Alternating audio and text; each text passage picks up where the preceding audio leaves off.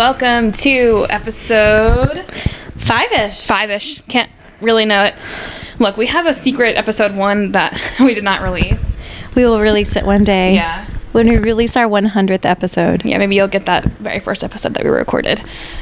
We don't talk about a book. We just literally chat for an hour and a half or something. If you like just hearing our external processing. Yes. It's us literally planning this podcast out, so. Exactly. Y'all, welcome to our Kinky Kindles, where we worry about the right holes. We worry about the right holes. If you're new to this podcast, we review your favorite smutty books. We also try to keep ourselves as anonymous as possible. You can refer to us by our first initials. I'm K. And I'm A. Yeah. If you're new here, welcome. We are going to review Hook, Line, and Sinker this week, the sequel to It Happened One Summer, which we did an episode on a couple weeks ago. And I really recommend that episode. We recommend both the book and the episode. 100%. Yeah, I will say we're clearly fangirling the whole time. We feel strongly about It Happened One Summer. Hook, Line, and Sinker, I remember at the time, when I first read it, I read it back to back with It Happened One Summer. Mm-hmm. And our book today, Hook, Line, and Sinker, which I continue to call Too Hot to Handle. It's a different book. That is a completely different book, but it also has an H word in it. And so my brain has categorized it as the same title. You're welcome. You're welcome, neurospicy individuals everywhere. But I read this directly after It Happened One Summer, and it is such a different book. Completely different. I remember when I first read this book, I didn't like it as much. Because we were comparing it to It Happened One Summer. Yeah. Now that I've reread it for us to review, or, you've read it more thoroughly, but I am struck by, this is really good. It's good. I feel like the plot here is really good. I love Hannah. Yes. I don't know. I feel like this book evoked more emotions for me. Yes. But the spice there's not that much. There is not that much spice. It is a true slow burn. Mm-hmm. And I do think compared to It Happened One Summer, we, little break for how precious my creatures are. They absolutely love their Aunt Kay. They're fully snuggled. She's got her face resting on my arm, so I simply cannot move. Oh, yeah. You're stuck there. I hope you don't need that arm ever. I don't. She's resting her snoot. But yes, as I was saying, it is the characters I really enjoy. Mm-hmm. Yeah, I agree. We've got some good characters here. The story, I don't know if I like it more than It Happened One Summer, but this is a good story. Yeah, I think this story is less. I think there's less plot in this story, but it's a character-centered story, if that makes sense. The conflict is in the characters and not so much like the environment around them. Totally. Yes. I do feel like It Happened One Summer. And anytime there's a sequel to a book, and I know we're all talking about that, like, is the sequel as good as the first one? But there's a sequel because the first one was really good, right? Like, that's generally how our sequels are working. We're talking Toy Story. We're talking Princess Diaries. We're talking... Look, Princess Diaries 2, I think, is better. It's enemies to lovers. A hot take. I don't think that's a hot take. Chris Pine is in it, first of all. Oh. And OG Chris Pine. It's enemies to lovers. I feel like that is why I love enemies to lovers so much. When I was watching that... Because of Princess Diaries 2. You should rewatch it. Not Jane Austen. Well, I didn't read Jane Austen as a 12-year-old. I did. Well, she's smarter than I am. No. I was. there were other factors at play. Okay, wait. This is a hot take. They have so much sexual tension. Wait. And when I was like a teeny little tweeny bopper just around, I felt their tension. And like when they fell in the fountain and he kissed her, I was like, something is happening. And they hated each other. It's so good. Oh, yeah, it's all coming back to me. And he was so angry. Oh. He was so angry. I loathe you. I loathe you too. Oh, wow. We're Anne Hathaway. Anne Hathaway. Oh my gosh. That was just a little freebie for y'all. Okay, well, before we get into the book, why don't we talk about what we did this week? Yes, let's cover it. So, okay, what were we up to? We are so blessed that our Lord and Savior Lizzo came to our town. Yes. And we got to go to her concert, and it was just so magical. It was a transformative experience. Okay. To be clear, we got these Lizzo tickets. We were very excited, but we got them shortly around the time Kay still probably feels guilt about this, about getting tickets to the Taylor Swift concert. One of them, well, we can say it's in Atlanta. So I'm going to the show in Atlanta with some other people, but I was tasked with getting tickets for two groups of people. And oh my God. If you know anything about getting tickets for Taylor Swift, you know that it was impossible. Ticketmaster really screwed you. Yeah. So I secured tickets for the group for Atlanta, but when I went to get them for the other place that we were going, I couldn't get them. Like, I tried all day long, and it fell apart. And so doing an absolute distress. Yeah, so I sent A and our other friend a voice message where I'm weeping, sobbing, saying, weeping. I'm sorry that I didn't get these tickets. I've let you down. Were words that she yeah, said. I said that because I felt so bad. I really wanted to go. You had no control. I think emotions were high for every Swiftie. I had several clients who were like, "Oh my God!" The next day, we're like, "This was terrible. It was horrible." I think it defined a lot of people's experiences. It was a high stress day. Yeah. So, but in the midst of that, we, I don't know, within the next few days, we were like, wait, but Lizzo, we could do this instead. Lizzo's coming to our town, which was wild to us. Yes. And so it was so powerful. And I mean, I'm a big Lizzo fan. On the drive there, Kay was like, or I knew a lot of the words. I'm not like a super fan, but like I listen to Lizzo at least once a week. Like I especially to work out. I'm into her energy, and our roles were reversed. I knew the words. Yes, A knew way more words than I did. Look, I'm a huge fan of Lizzo. Sure. And I listen to her music a lot, but I don't internalize the lyrics in the same way I do other artists.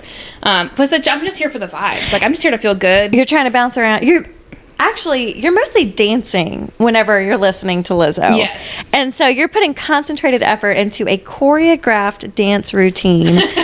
Whenever you're listening to Lizzo, it's not quite the same as whenever you are studying the liner notes for each Taylor Swift album. Right. To when learn. I pull out my booklet with my highlighter. That's normal. So all of your memorization energy goes towards Taylor Swift.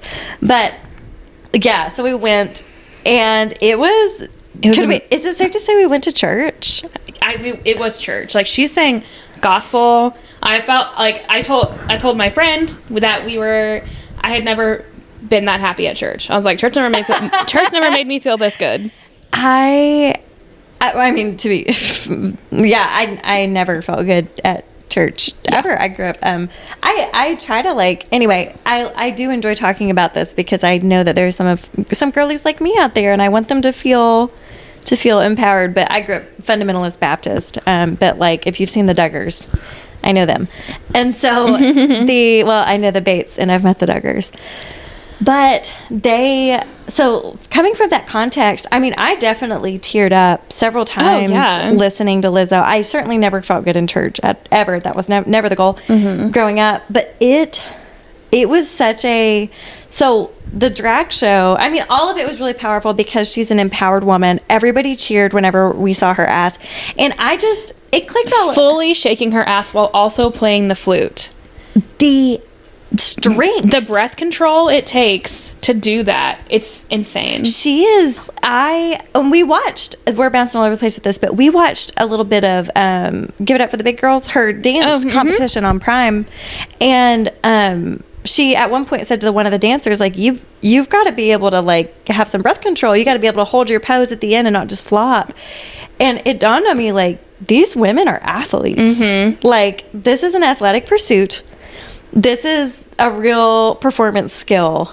Yes. If you ever get the chance to see her fully in person, she is doing a full choreographed routine and singing and playing the flute, blowing on a wind instrument. Right. It is truly insane, and hitting notes that I could not even ever dream of hitting. With her manicured nails. Oh my God. Her dancers there were really, I mean, fabulous. These are some really skilled people. Yeah. But the flute was incredible. She was just a goddess. And the whole atmosphere was so positive. Like, fucking Elmo was there. Literally, Elmo and Abby, our neurodiverse baby. Yes, Elmo and Abby were there. We sang Good as Heck for Elmo. It was so sweet. There was every kind of person. I did feel super safe. I felt like these are people I can trust. I cried actual tears when the drag show came out. We can decide whether or not we feel like this is too much information, but the state in which we live, it's not exactly down to support our trans friends or people of color and or the safety of children in general. Why? But we will protect our children from seeing folks in drag. Like, we could never see a drag queen. It's really been a divisive time in our state, and we've got some really strong feelings. But to have Lizzo come and we kept saying the whole time leading up to it, like, why would she come here? Why would she come here? And it dawned. I mean, she said it. She was like, why would I not come here to the place that needs to hear this the most? Like, she was like, I know that you all are in here believing the same thing I'm believing, and you need a safe space to come and celebrate the things that your state has made illegal. Yes. She's like, all the more reason for us to be here. Yeah. And to have the drag queens come out, which is not just a controversial move, illegal to an extent. Like, it's scary. But standing ovation. Sold out theater, standing ovation. It was so loud in there. Like, I've been to an event at this location. Yes. And I have never heard it that loud. This was, I mean, it was soberingly powerful. I think having grown up here too, it was really powerful to just be in that environment. And I was emotional. I think we were both like, this is meaningful. Yes. And in a place where it feels like nobody believes the same things that you believe, to like be in a room with literally thousands of people that believe what you believe and are in the same space and state and city that you're in. It's just so comforting to see all of these people that are like, no, this is bullshit. And we're going to come here and we're going to celebrate drag queens and loving ourselves and loving each other. Yeah. It was, I feel like at some concerts, we're cheering for the artist. We love the artist. We're cheering for the artist. This was also like cheering for our lives, cheering for the lives of those we love, those we're in therapeutic settings with every day and trying to protect and support. This was like, we were cheering for justice. We were cheering for equality. We were cheering for body equality as well. Even just like how it just brought it all to light. And it was so powerful to see these incredibly powerful women who are so fit, so strong, and of all different shapes and sizes. Yes. And for everyone to just resound, it was like a rebellion to cheer and be like, yes, this is what we want. And I like, as a person who dances regularly, yes, it's not easy. It is hard to dance and do any kind of talking at the same Absolutely time. not. Absolutely not. It's an athletic endeavor. Yeah. I was sore. I'm still sore from just like swaying, just like doing like seat dancing, standing for the concert. Yeah, we stood the whole time.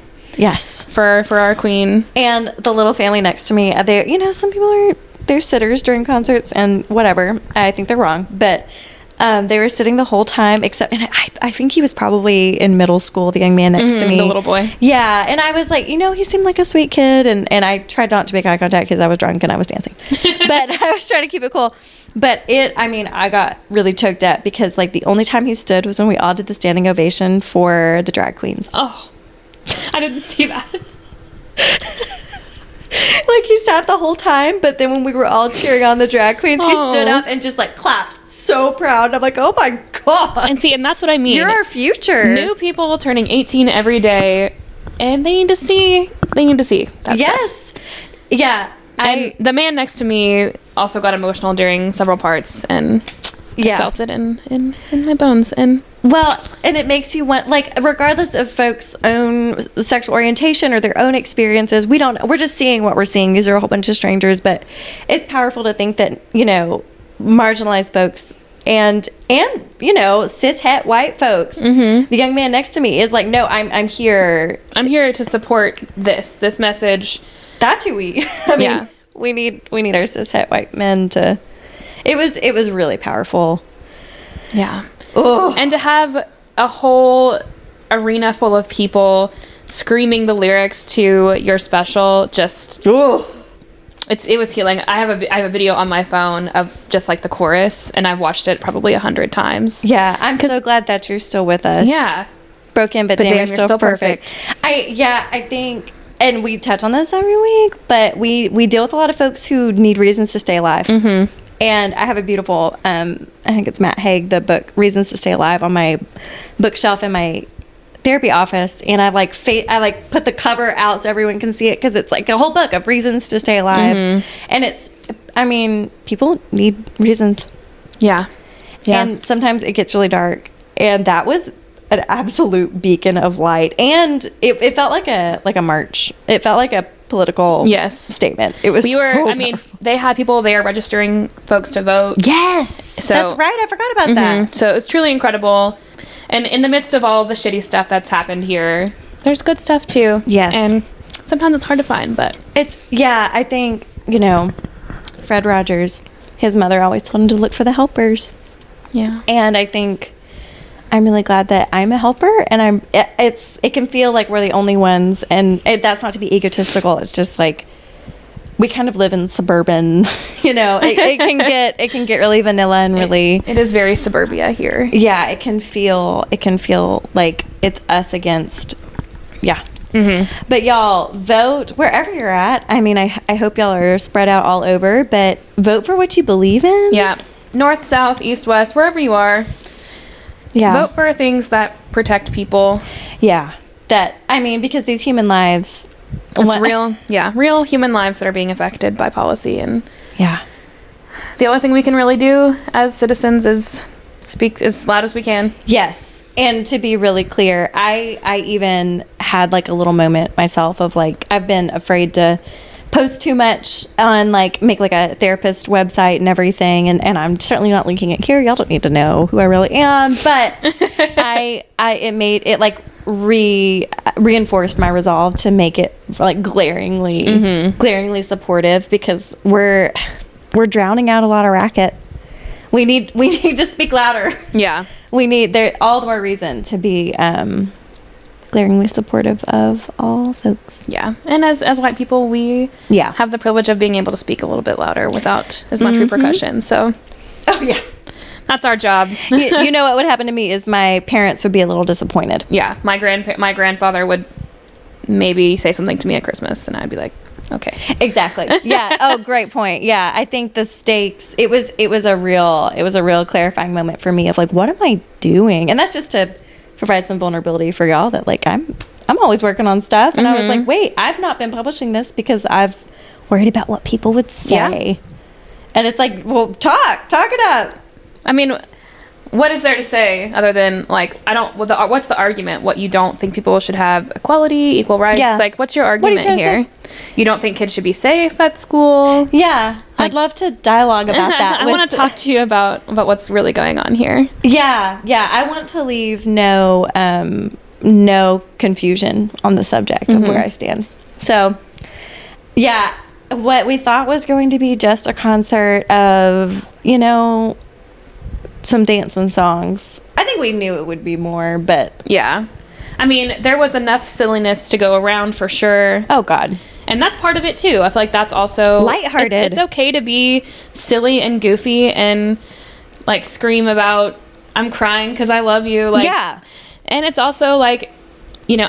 It's Black Girl Magic, for one thing. For real. It was Black Joy. Yeah. The Sweet 16. There was a sweet girl it was her 16th birthday, and during Birthday Girl, Lizzo sang to her, and it was... I mean, she cried. I was crying. The people surrounding her were crying. Yeah, I was fully crying. It's your birthday, girl. Because you look like a princess. She had the like fairy light. Oh my precious, God. precious, Stunning. precious. So, yes, I think Lizzo said several times of just be kind to one another. Mm-hmm. Yep. Which I seem to remember is a verse of scripture. Oh, wild. Be kind one to another. That's King James just for y'all. You didn't think you were going to get King James scripture on a Smut podcast, but I love a juxtaposition. Mm-hmm. All right. Penis. We're going to break the tension by saying penis and move into our book. So here we go. If you've got your book with you, Follow along. We've got... What I will do is I will pepper in with yours, if that works, because I think you have more thorough this week, and then I have some fun things to say about how I reread this time.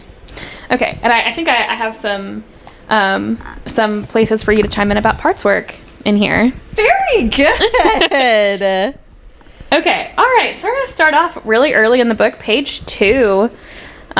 So the prologue of this book is all of Hannah and Fox. Those are our main characters, Hannah and Fox. And so the whole prologue is like basically them texting. Yes. And we're starting off strong with some flirting here. Mm-hmm. And she's texted him and basically was like, it's Hannah Bellinger. Thank you for the record that you left me. And then he says, you didn't have to tell me your last name. There's only one Hannah.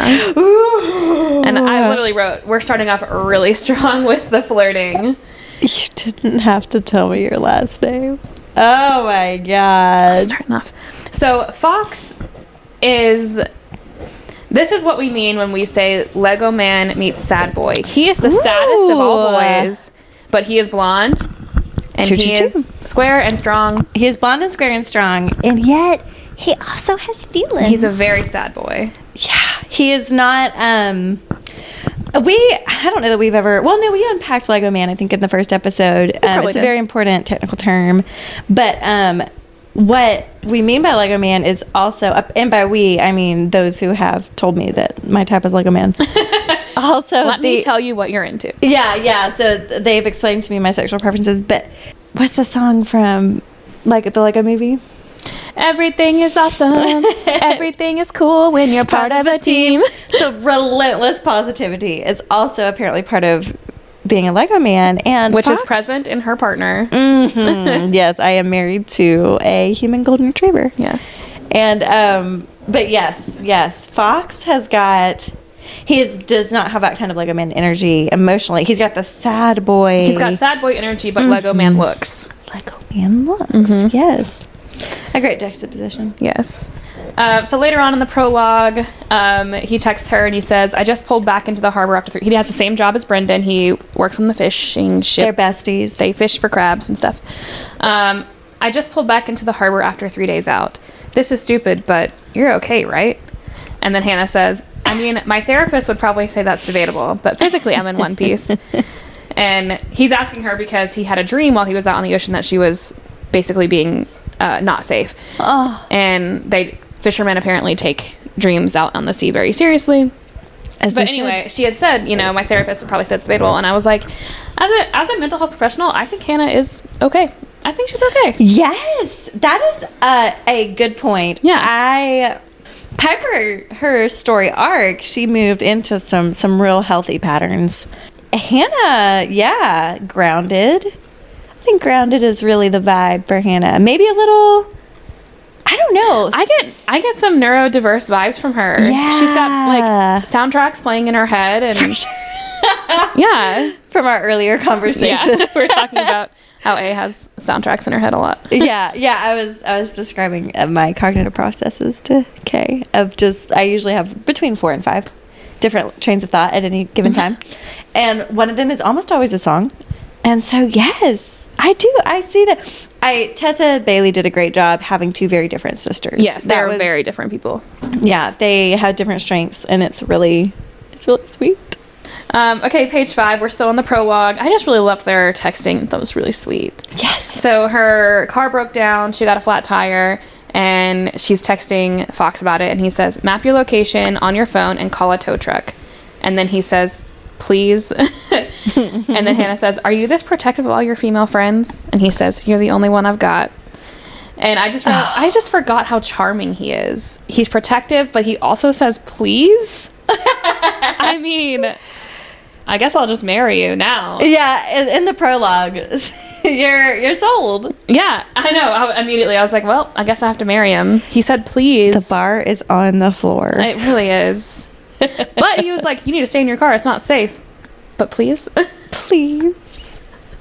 Yeah, the back and forth of like, how do I have a friend who is a girl? What do I, is this friendly? Is this like, how do I do this? That's something she carries throughout the book, which is really cute. Yeah. On page 8, I just highlighted The National because they're friends with Taylor Swift and they're featured on her song Coney Island. What? She's talking about the band The National, and she's like, oh, yes, today I'm feeling like this song by The National. So they have a conversation. They have lots of conversations about like, okay, what was your day like? And they just use a song to describe it. And she was saying, my day was like this song by The National. And I said, oh, they're friends with Taylor Swift and they're featured on her song Coney Island. So if you like The National, you might want to check out Evermore. They're on that album. That they will be on the Friends channel of Taylor Swift Friends and Foes Silent Disco. Yeah, probably. That it wouldn't be very for. Yeah, it won't be very dancey music because they're very Avett Brothers-esque, but we love an acoustic moment. Yeah. Page 11, I highlighted Fox saying to Hannah, because she has a crush on the director of the movie that she's working on, Sergey, and he's all like moody and all the things. A true sad boy. Saddest of all sad boys. And he says, "You like them dark and dramatic, huh?" Well, I truly do. Okay, and then sure does. Hannah says, "Careful, you're gonna give me an orgasm." I felt that. We call that sexting. She's talking about. And Fox says, in response to that, if that was the plan, babe, you would have had 2 already. I said, is that a promise, Captain? Part 2. Because I said that in the first book. Is that a promise, Captain? Yeah, could we coach Hannah through how to sext with Fox? Yeah. Well, so he had texted her that and then like immediately apologized and was like, shit, Hannah, sorry, I shouldn't have gone there. And she forgives him. She was like, I went there first. I blamed it on the wine. Like, on the wine, sure. Sure. This begs the question, and I'm going to sprinkle in some topics and talking points. I don't have as many highlights because I listened to this one, but this begs the question, can people who are, not to be too, I was going to say, can men and women be just friends? But can people who are attracted to each other, period, be just friends? It's the question of the ages. I cannot answer this question because I have never been in a situation like that. Okay, you haven't sexted with a fox before? Because I married my high school sweetheart, the sexting of other men was just not there. Sure. Okay. Okay. Uh-huh. But I do think that it's possible to be attracted to someone and still just be friends with them. Okay. I know I can. Yeah. Yes. Because I think I can only speak for me. Right. And I feel like a lot of that is like, is it this like whole toxic masculinity thing where like, I can control myself around people. Good point. But for some reason, men feel like they can't control their sexual urges around women, which is stupid. Yeah, maybe this is mostly a toxic masculinity discussion. Mm-hmm. I have had a client explore this with me, how she was dating a guy who didn't agree. And so she was trying to explore, like, I don't know, can I just be friends with you? And I'm like, I can't give you the answer to that, but what do you think? What's coming up for you? What do you feel in your body? How does that make you feel? But yeah, I know I can. Yeah, I can. I think it's not hard to not come on to someone. It's really I do not. it all the time. I intentionally do not come on to people. Yeah, it's on the regular. Super easy to do. There's so many ways to not make someone else uncomfortable. Yeah. There's a myriad of ways to put others at ease and to not prioritize your own sexual desire over their comfort and safety. Yeah. That's what I have to say about that. But as far as Fox and Hannah are concerned, they are kind of working through how to be friends, because Fox really wants to keep her in the friend zone, and we'll get into exactly why. I don't know that he wants to. Yeah, Fox has some deep-seated issues, and we spend a lot of time working through them. This is a slow burn, my friends. We will. So buckle up. It's going to be a hot minute before we get to any spice. Dear God. Okay, page 14. She's texting him while he's out on the water, and she says, when you're out on the water and you can't text me back, I really notice it, the lack of you. Oh. And that is not very friend-like conversation, the lack I would of say. you. Yeah. That also I've never said that to a friend. Ooh, that is a really good point. Those are not things I say to friends. Yeah. I mean, I don't know what your friendships are like, but... I say, I love you, bitch. I miss you. I love you, exactly. bitch. We're going to work in as many Lizzo references as we can. But I mean, I'm not talking about the lack of any of y'all. I mean, it's implied. Like, I'm lacking. But it's sexual. That's a... Tessa does a great job of exploring through their texting. Just, there's the surface level, which is that they're just friends. And then beneath the surface there. This is obviously a friends to lovers situation. Oh, yeah, for sure. Okay, page 20. We're in chapter 1 now. Nice. This is a quote from Sergei, the man that she has a crush on, the director of the film that she's working on.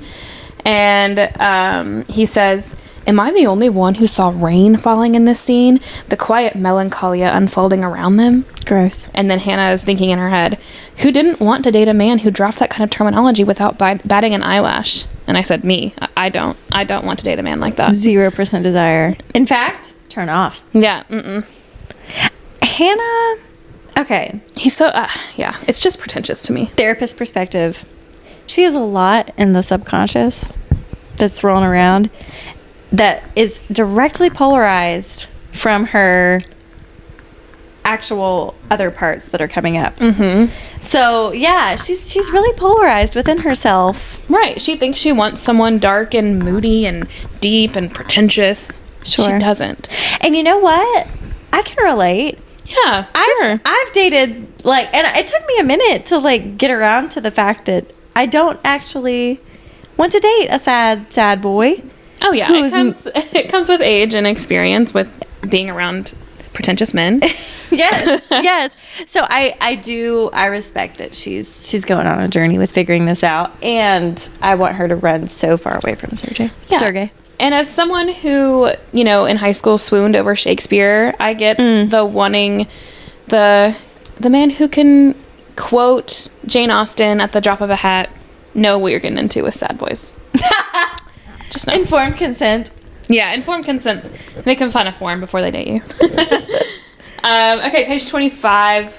We're getting into basically the forcing of them to be in the same area situation. So this is Piper talking to Hannah, because Hannah has basically offered Westport to the director as a location shooting spot for the film that they're working on. And Piper is saying, I was going to say that Fox has an empty bedroom at his place.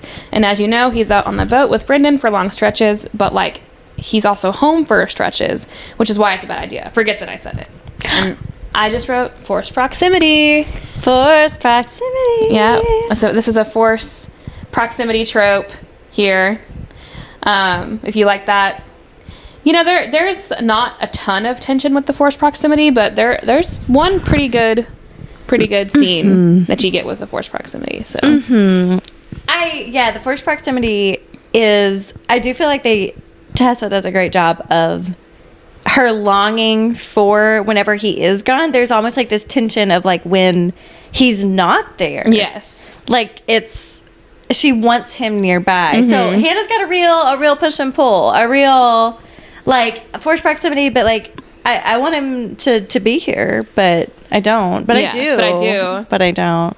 Yeah. I think we're just girlies. friends. I'm not going to objectify him. We're just friends.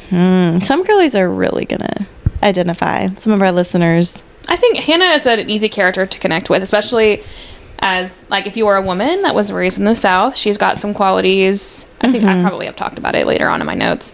That you kind of put yourself on the back burner for other people. Hannah is very much like that. The second fiddle, we'll get to that. I think she says it a couple of times. Oh. We'll get to it in chapter 4. I have a note on the that. leading lady stuff. Yeah, we'll get to it. God. Okay, we'll get to my note there. All right, we're chapter 2 now, page 34. So Brendan is basically sitting Fox down and saying, hey, Hannah's going to come stay with you. Keep your hands off of her. Mm-hmm. Like basically warning him off of her because Fox has a reputation for kind of sleeping around, kind of a rake. Yeah, a rake. To use a Bridgerton. I love a rake. Would you say he's a reformed rake? I think he is. Reformed rakes make the best husbands. Right, because after, he was sleeping Julia around. Quinn. Yes, beautiful. Mm-hmm. Reformed rakes make the best husbands. But as he's sleeping around with a bunch of people before he met Hannah, and then, he became friends with Hannah, and then Hannah had to leave Westport at the end of the last book, and he hasn't been with anyone since Hannah left Westport. So, a reformed rake because for some reason other women are not doing it for him. Yeah, he's kind of lost interest in other women. Yeah. So. Fox is getting irritated basically with Brendan kind of dancing around. Brendan telling Fox not to sleep with Hannah, and Fox says, say it plainly. He made an impatient sound, growing increasingly aware of what was coming. Tell me not to fuck her. Oh my and I just wrote, it's forbidden, smiley face.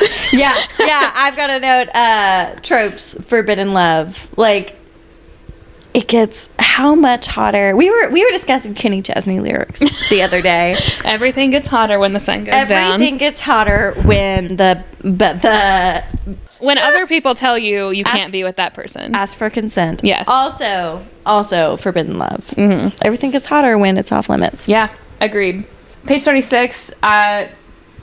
Basically, Fox sends Hannah a clip of the song Our House in the middle of our street, basically telling her, come stay with me while you're here.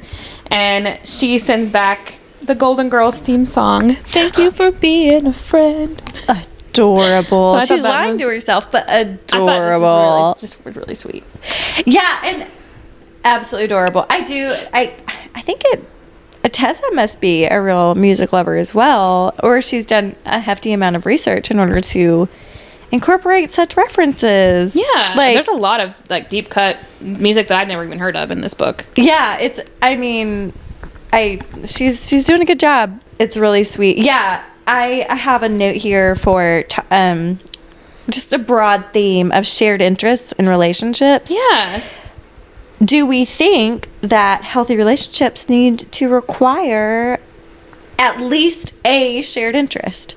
I think it's important to have something in common, but I think a mix. What about hobbies? What about me and my partner, we're not alike at all. But y'all love to do board games together. Yeah, so we have a few things, we like board games. We like sex together. We're interested in being sexually active together. That works really well for us. But there are things that he's interested in that I don't give a fuck about. Y'all have very different personalities. Yeah. I and my golden retriever, I am unfortunately an Enneagram 3. I'm sorry. Think of that as whatever you will. Assume I've been in a lot of therapy, but it's not great. The person to whom I am partnered, he is an Enneagram 7, and so both of those are aggressive stances when you look at the different stances across the Enneagram.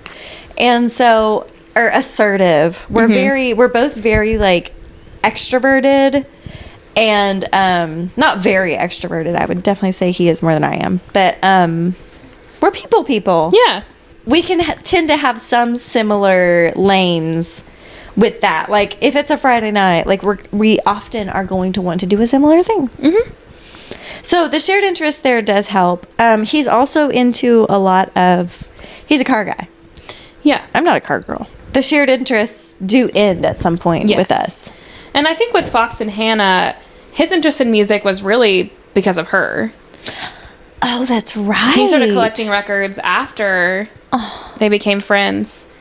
So he's trying to connect with her, which is really sweet. I think it's sweet to adopt an interest because your partner really likes it. Yes. Okay, so that's heartwarming.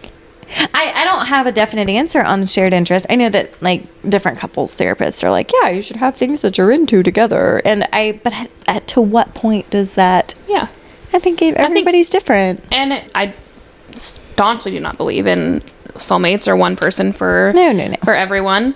And I think that if you're in a relationship with someone and you work hard and you make it work, then the other stuff, it doesn't mean as much, you know? Maybe the tension or like what really would matter is that you're respectful and supportive and interested in their interest. I can say that I am frequently, not always, frequently interested in my partner's interests. Right.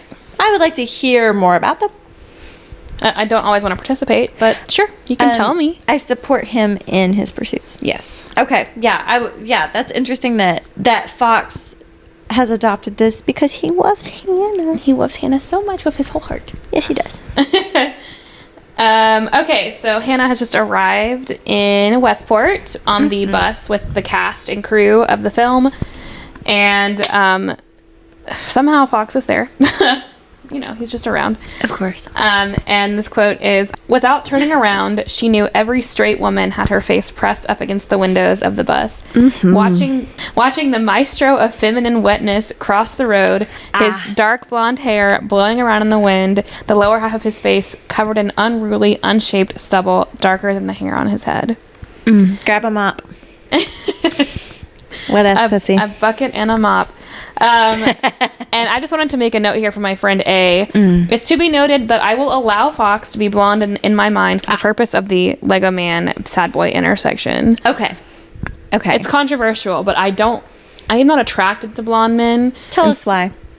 Well, my brothers are blonde. A valid reason. And square. I will give you a free pass on that. Also, in the episode that we didn't release, we talked about our difference in our tastes in men, and I could not think of a good example of someone that I liked that A did not like. And I thought of one, Andrew Garfield. Absolutely not. You don't think Andrew Garfield is hot, and that is criminal. Here's the thing, and this gets a little strange. Also, Kay and I are both the middle girls between two brothers. Yes, correct. And so older and younger. Mine are a year and 9 months and a year and 9 months older and younger. And yours are? I have a brother that's 6 years older than I am, and then a brother that's 22 months younger than I am. Oops. Yeah, whoops. Both of them were mistakes. I was not. So read into that what you will. Yeah. Yeah, we were all very intentional. We were anyway, that's a long story. But we're here on this earth for better or for worse. And it's for better. Liza says it's for better. So but what am I trying to say about that? Both of my brothers have dark hair and light skin, and one of them looks so much like Andrew Garfield. No. So yeah. He looks kind of like my dad, honestly, when he had dark hair. Your dad looks like Andrew Garfield? Yes, he does. Oh my God. So sue me. He has white hair now, but... So maybe there's something to be said here that we're not attracted to people that look like our siblings, which I think that is evolutionary. That is evolutionary. It is a biological, protective factor. Yeah. It's helpful. So like the dark blonde, dirty blonde, my brothers, that is kind of what they look like. Sure. And okay, but you will allow... I'm going to allow Fox to be blonde. Okay. Because... Or he has a sad boy intersection. It's a sad boy intersection. It's the intersectionality of it all. The internal feelings of Fox is more what attracts me to him. The emotional unavailability. The most woman thing to ever be. Hannah is it's the trope that it's like they only open up for the right woman. And isn't it everyone's dream to be that woman for someone? It's not mine. Well, okay. It is a we get lot. It. Therapy. Wait, get on. No. This is just. I think it's because I've done it. I think it's because I've done it and it didn't go well. We'll say that. Right. So I didn't. Yeah. I don't have the. You don't have the trauma. The worldly knowledge of that. So I just get to make up in my head. My knowledge is so worldly. Yes. I am not throwing shade. I appreciate you calling it out and being like, no, you would not be happy. And I know that I would, like, logically, I know that I would not be happy in a relationship like that. If yours was not... Well, this brings us to our point from our prior episode of red flag in the streets. Yeah. Green flag in the sheets. Absolutely. Yes. So, like, romantically, sexually, we can want all kinds of things. that are in direct opposition. Yeah, relationally, that's not going to work. So we love a duality. We love a dichotomy here. This is more about, we're talking more about the intersection of Lego Man and Sad Boy. So she's kind of complaining that, like, Fox is just too hot. Yeah, Like, that is a real problem. Why did he get everything? Like, he's tall and good looking and nice and all these things. It's like, yeah, she's like, couldn't there be one thing wrong with him? Truly. Well, there are some things wrong with him. To be clear. Like to share. With that pretty boy face, he really should have been soft. Used to getting his way, maybe even short. God, are you listening? But instead, he looked like a troublemaker angel that got booted out of heaven, all tall and well-built, resilient and capable looking. No. On top of everything else, he had to have the most dangerous job in the United States. Oh, the goodness. knowledge of fear and nature and consequences in his sea blue eyes. Ooh. See? First comes Lego and then comes the sad. Absolutely. Okay. Yeah. Like, his job is so dangerous. And he, like, I knew you were trouble when you walked in.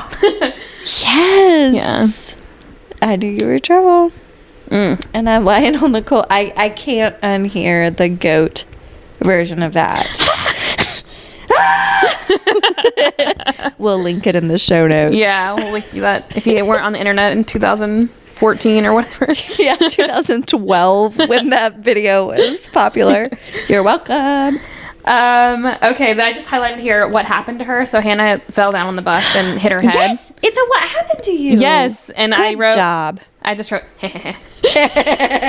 In calligraphy. in calligraphy. Is that your default? Yeah. Beautiful. Yeah, She who got did this bump to on her you? head. She fell down. It was no one's fault, but Fox is concerned. Oh my gosh. He was gonna punch somebody in the face. He was doing a protect. Doing a protect.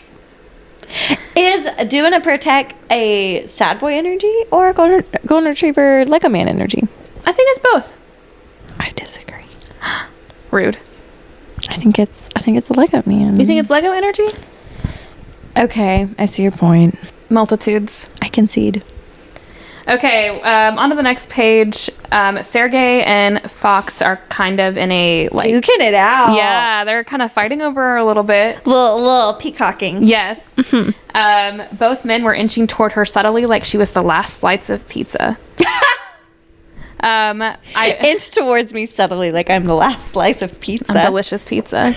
And I just wrote... Oh, your pizza's upstairs. Oh, okay. Anyway, look. Yeah, I was thinking about that. I was like, my pizza! Your pizza's here. Don't let me forget your pizza. It's important. I need to eat that. It was really good. I'm so sorry. Please continue. I'm leaving that in. Okay, so I wrote, I don't really like the whole, like, my dick is bigger than your dick. Mm-hmm. However, I do like Fox kind of showing up Sergey. I contain multitudes. In real life, I don't want to look at a pissing contest. No. I kind of do. You kind of do? All right. I want to be fought over. Sure.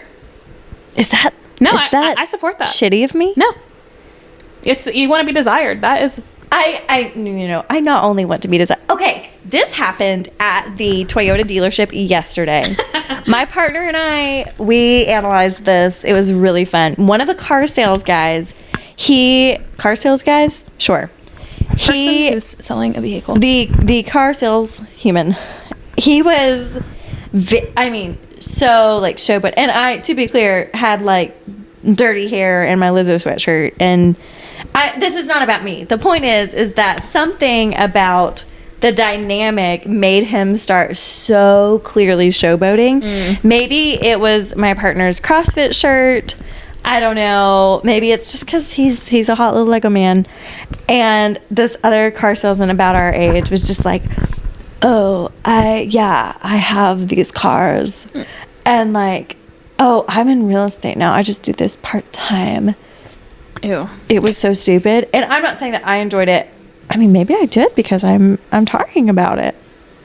Maybe a part of me, #IFS, parts work. Maybe a part of me enjoyed it. Maybe. I wasn't into him, but I enjoyed the tension between like my partner not being bothered by it at all. And It's amazing. Just being like, fuck you. Okay. Yeah, I can see that you're into my wife, but.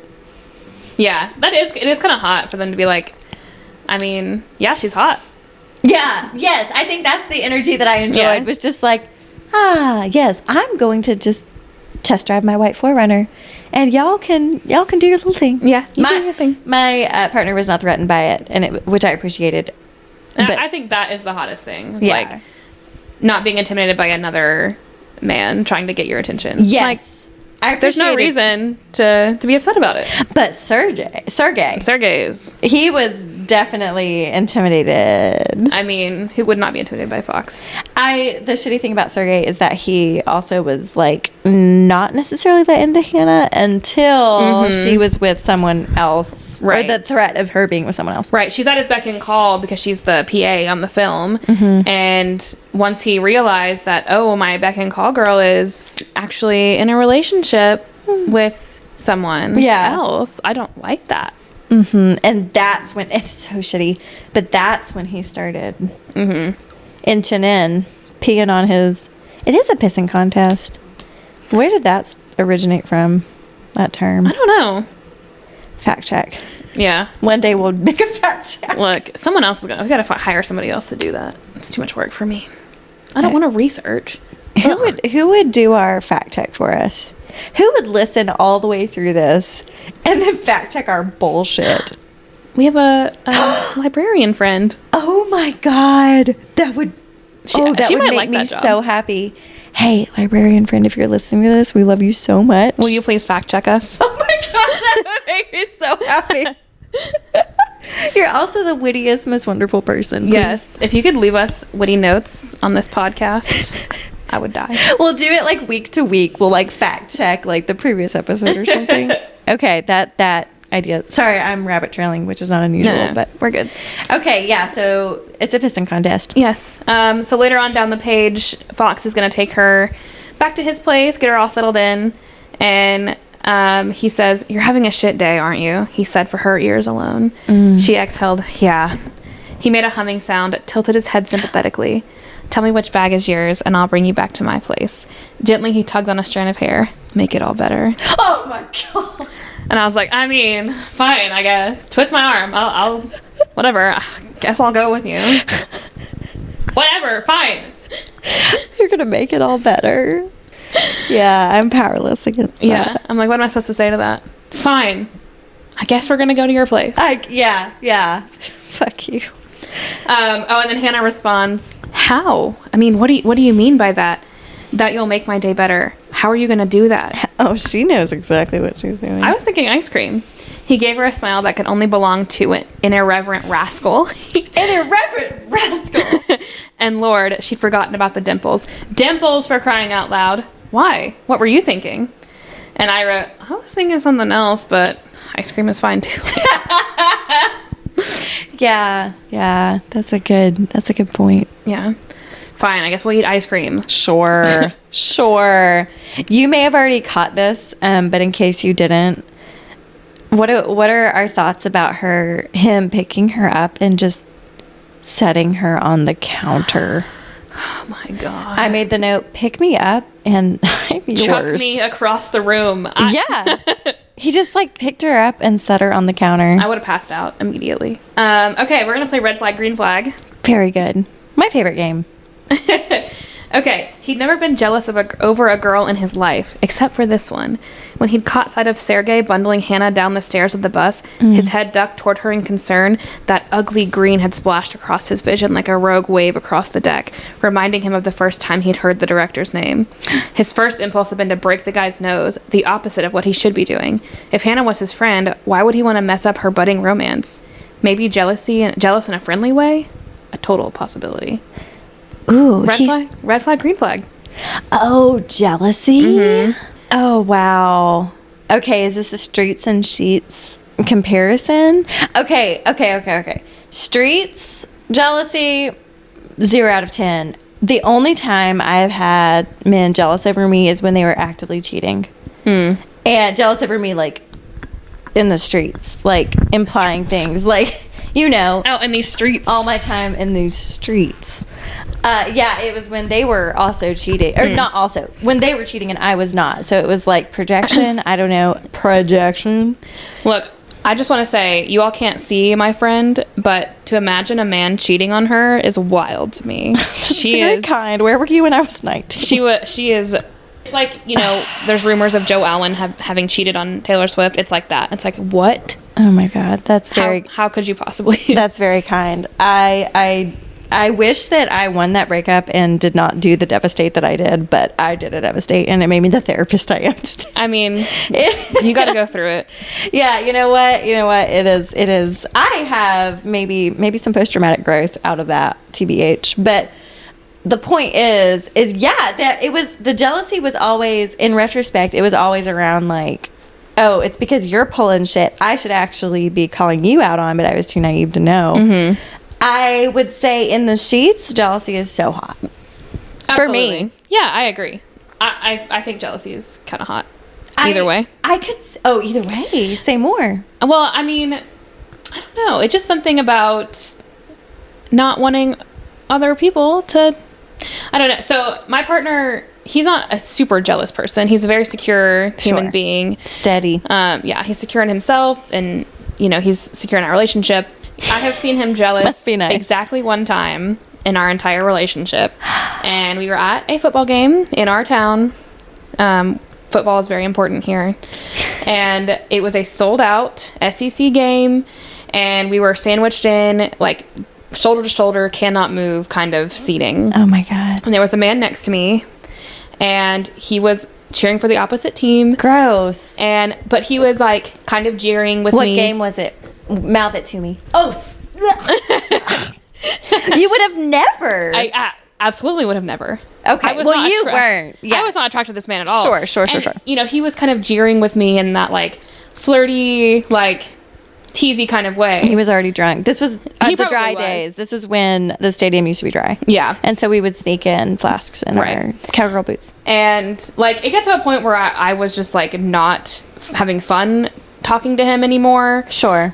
And I'm a pretty passive person, so I will continue to talk to people forever. To be kind. Just being kind. Right. So my partner, he's very good at reading my body language and, like, understanding how I'm feeling.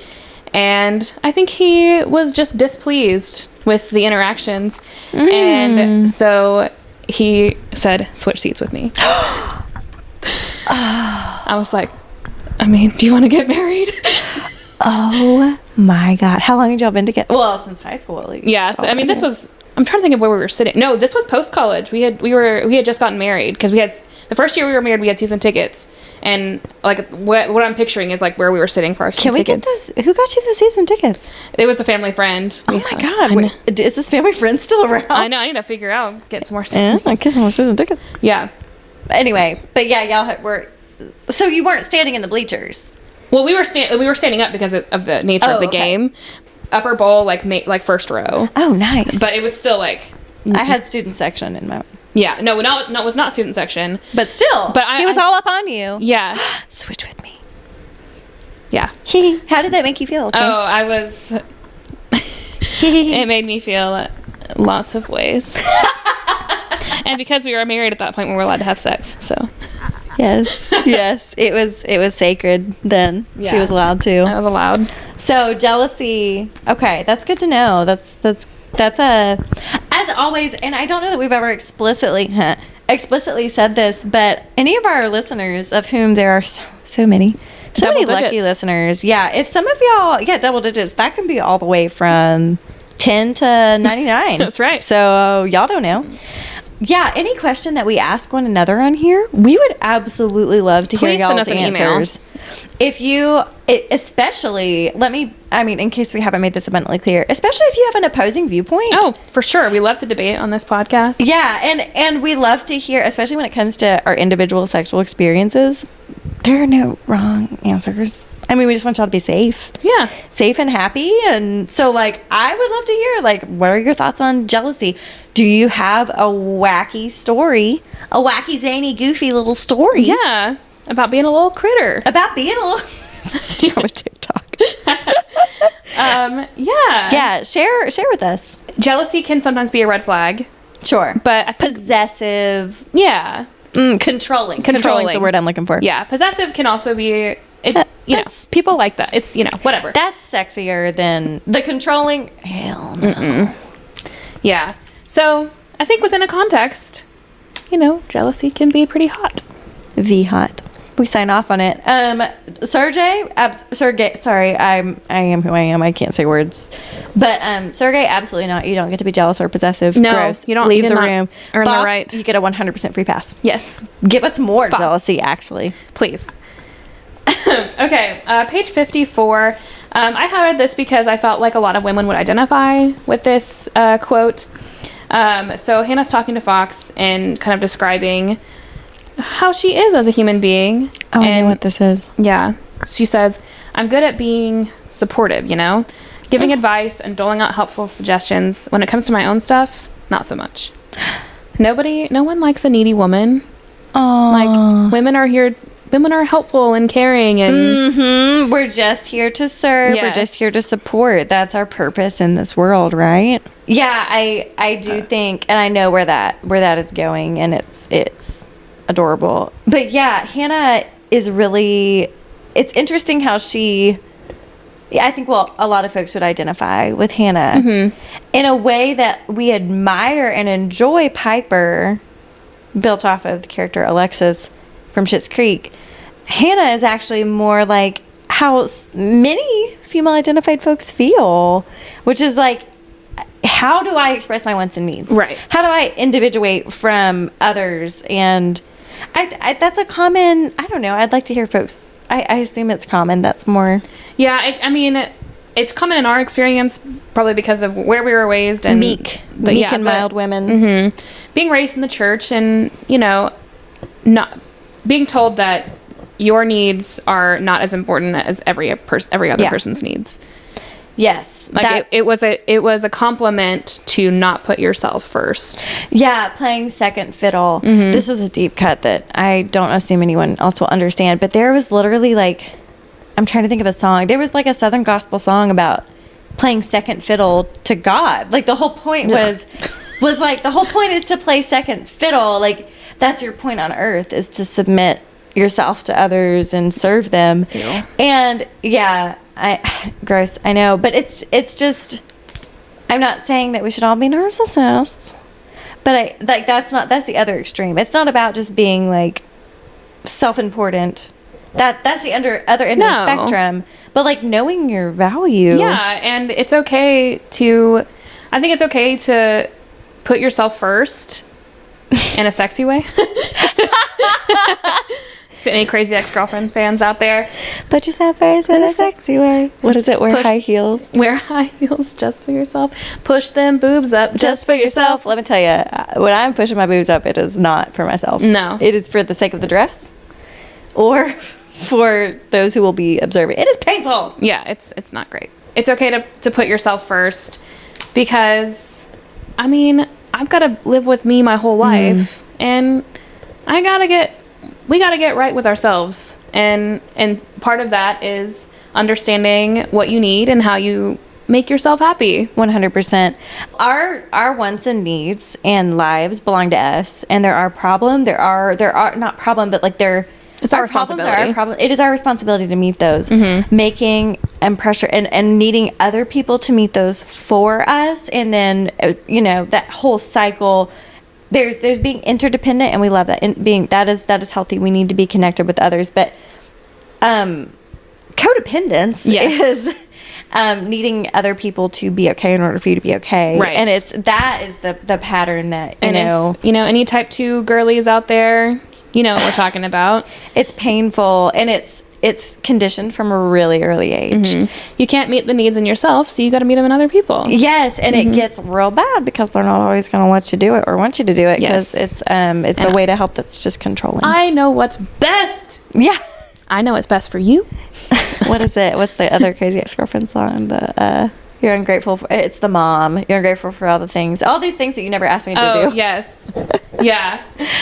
All these things you never asked me to do. Yes. We'll link the song. Oh, all I've done for you that you didn't ask me to. Yes. Yeah. I think of it often. I think of it in real time as clients describe things. Yeah. But And I will sometimes reflect that. I'll be like, yeah, oh my God, all these things you didn't ask me to do. And then they'll catch that, like, I'm calling them out on their shit. Oh, yeah. But another thing that I think of often is wherever you go, there you are. Yeah. You take you wherever you go. Yep. You're stuck with you. You're stuck with you, and you're your responsibility.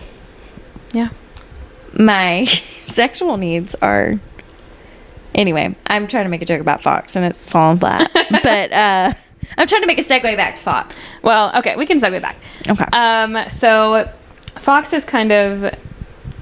He doesn't want Hannah to be associated with him in any kind of sexual way. Mm-hmm. He doesn't want rumors to be spread around the town that they might be sleeping together because he's got a bad reputation. He's very concerned about what people might say about Hannah if they thought she was sleeping with Fox. Mm-mm. And they're kind of joking about, like, if they pretended to be together to make Sergei jealous.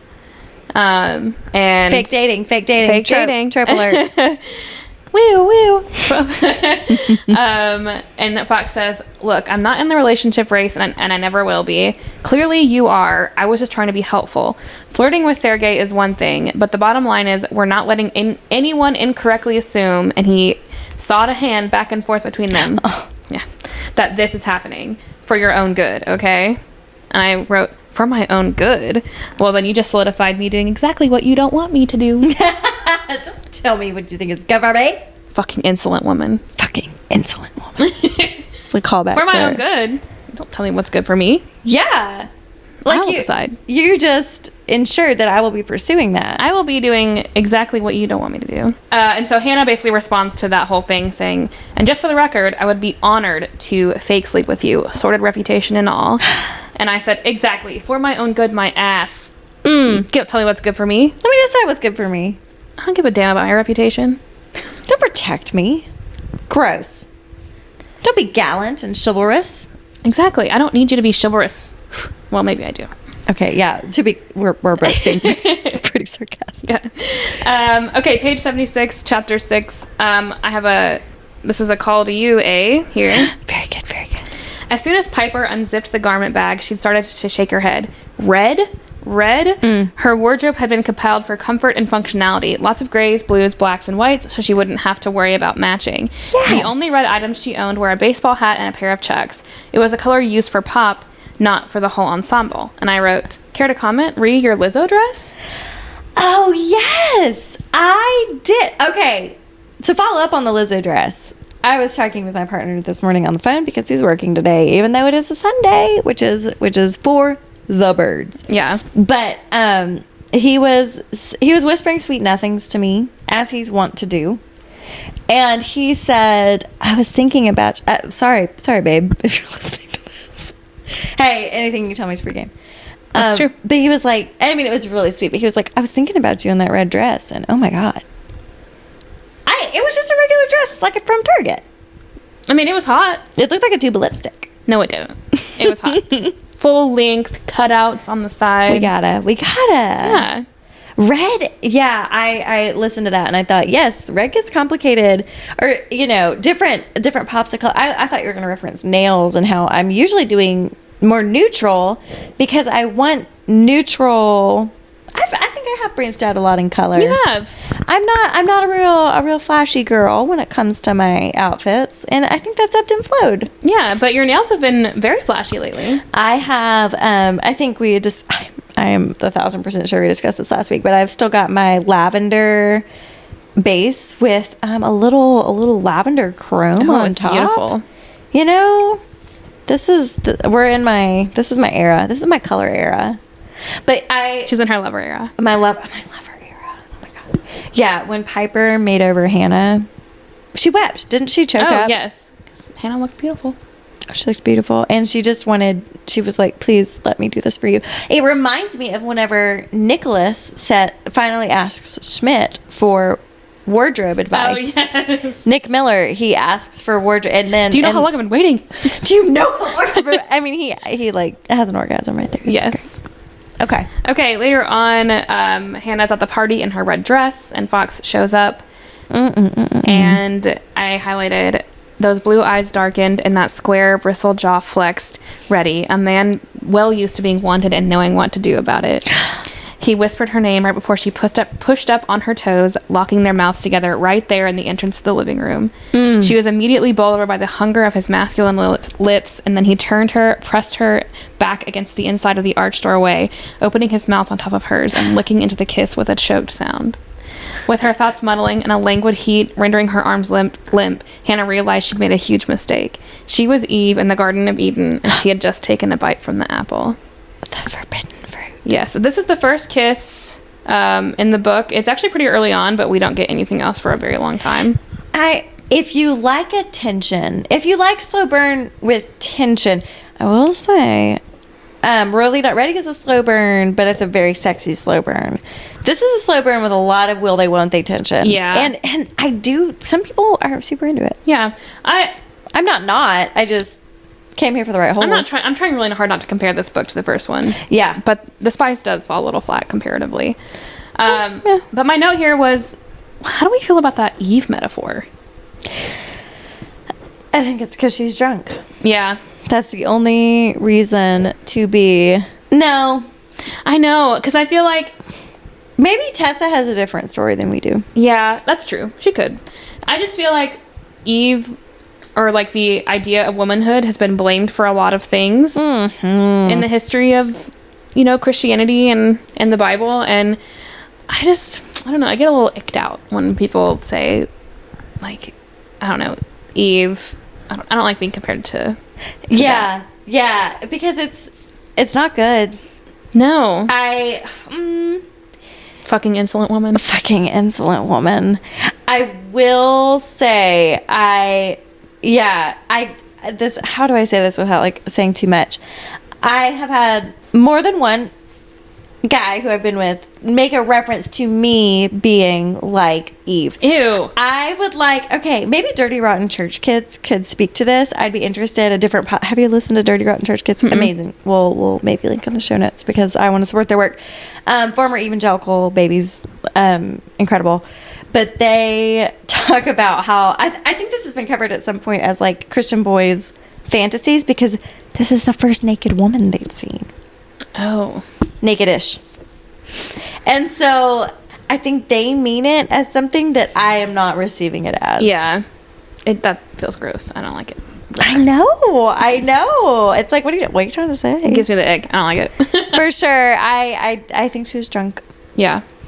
Okay, so later on, I guess this is right after, she kissed him because she wanted to kiss him. And then Fox says, Hannah, I thought you were trying to show Sergei what he's missing. She blinked at him several times. Oh, yeah, I know. She said in a rushed whisper, shaking her head a couple of times. I knew what you meant. Sorry. Thank you for being so convincing.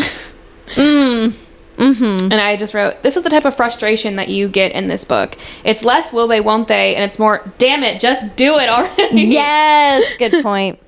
Good point.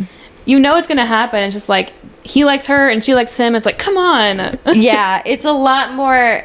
Yeah, there's a difference between tension and frustration. Yeah. And I do think, again, I read this right after it happened one summer, and I think the frustration ran real high for me. So we hear you and we see if you have felt the same way about this one. Mm-hmm. But yeah. Page 94, Fox is upset, and Hannah's asking, is it Brendan's fault? That's our man, Brendan. 5 out of 5 stars. Yes, because I can't trash talk about my sister's fiance unless you really want to. A beat past. Okay, you convinced me. What's his problem? He can be so mean. And like, what's with the beanie? Is it glued on? And I just wrote, a girly just like me. Like, can we talk shit about this person? Can we just talk shit about this person really fast? I saw the best TikTok and it was like girls talking shit and they're like, so I would never judge. And to each their own. Aren't they disgusting? They go on and it's like, yeah. Uh-huh. It's a Southern woman. Just bless their heart. Oh my God. Have you seen the prayer list? Have you seen the nurse on TikTok? He's got like the shoulder length, gorgeous, straight brown hair. And he's talking about unspoken prayer requests, Southern women and their unspoken prayer. Yes. Just an unspoken for Barbara. She's been going through that lately. I say this because I care. Bless it. She's been sleeping with the neighbor boy and just her pool boy. Okay, this is a long one. And my quote here is just, I'm listening. Read it so all. This is probably spicy, whatever this is. Oh, yes. So basically, Fox is trying to push Hannah away by being really hypersexual and kind of taking away the like emotional intimacy of their relationship. When the door to his bedroom opened and he breezed out, mid-yawn, in nothing but black briefs, Hannah ran smack into the side of the couch, sending a jolt of pain through her hip. It sent her stumbling back a couple of feet, her ass bumping into a floor lamp. Seriously, leave it to her to find the two of the only pieces of furniture in the extremely sparse apartment and hit them. And now she was staring. Of course she was staring. What else was she supposed to do?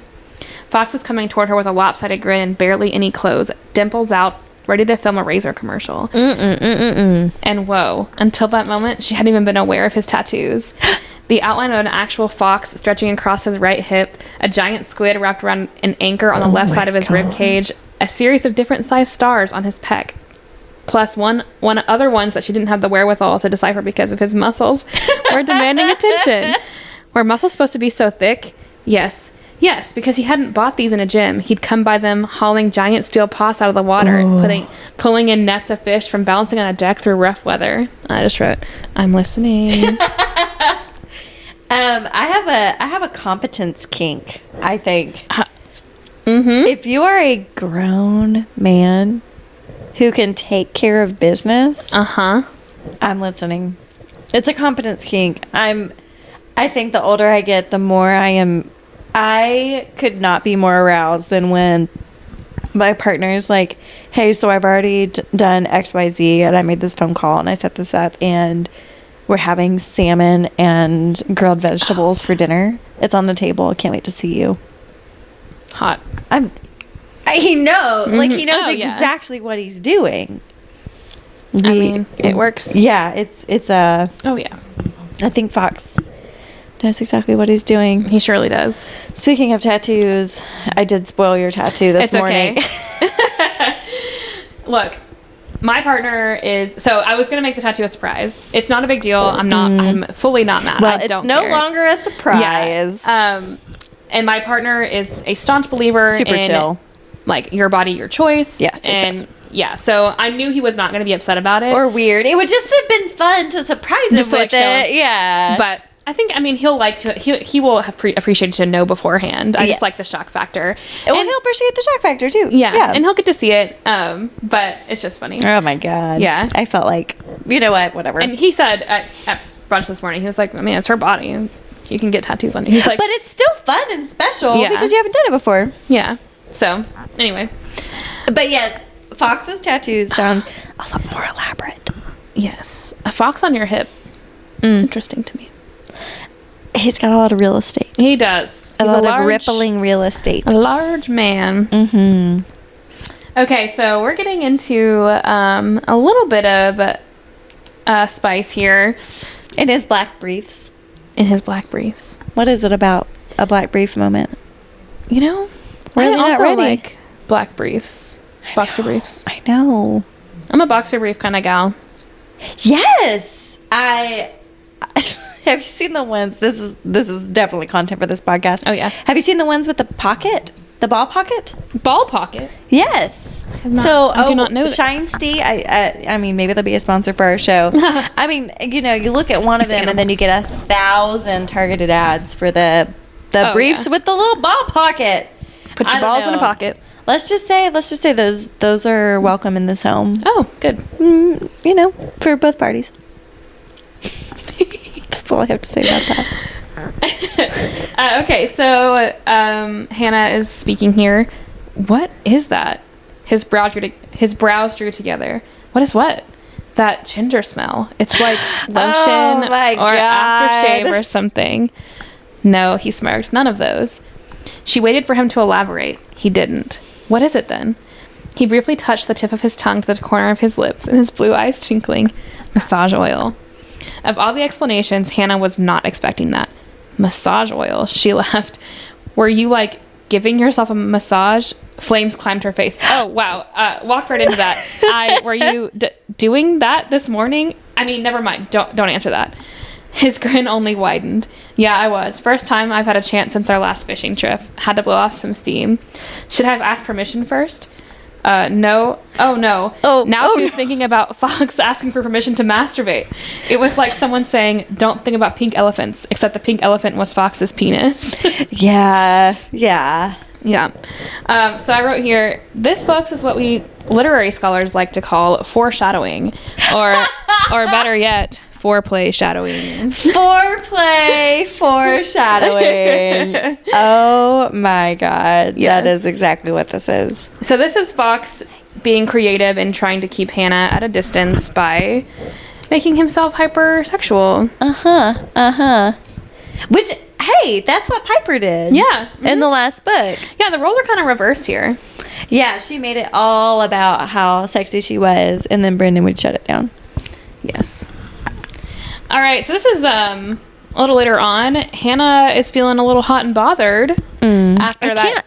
We can't know why. I can't imagine why. And she had gone to work, and she can see Fox on the boat from where they're filming. And so she's watching him get all hot and sweaty, lifting up things on the boat. And she's thinking about this morning when he was walking around, and she's just like, and he had offered for her to borrow the massage oil whenever she wants, because he's just a nice guy. Generous offer. And so she rushes home on her lunch break, because sometimes you just gotta take care of some stuff In the moment. in the middle of the day. During the business hours, as she says. So naturally, Fox sees her like all flushed and running home, and he's like, "Well, I'm probably just gonna follow her. I think I should maybe check up on. Just check and see what's going on." Yeah, as a friend. So she gets into the apartment. She finds the bottle. She goes into her bedroom, and then she hears the apartment door open and close. "What the?" she mouths. "Hannah," came Fox's voice from the other side of the bedroom door. Like the immediate other side. It sounded like he was speaking right against the wood. "Don't think of wood." "Are you okay in there? It looked like something was wrong." "I'm fine," she lied.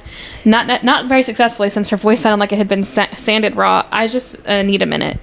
Too much silence passed. Then, "I can smell the oil, Hannah." And I just wrote, "What brand is this oil?" And I'm asking for me. I'm asking for specifically myself. Ginger. See, here's the thing about ginger. It stings. It's spicy. Yeah. I think that's the point.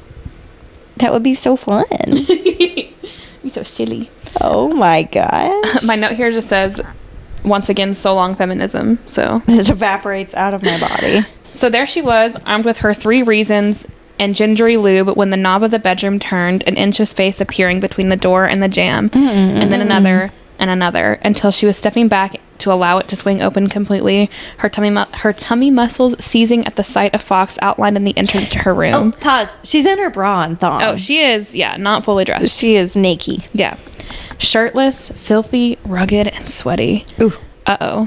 His gaze traveled down to the black triangle of her thong, a muscle popping in his jaw. "Don't move."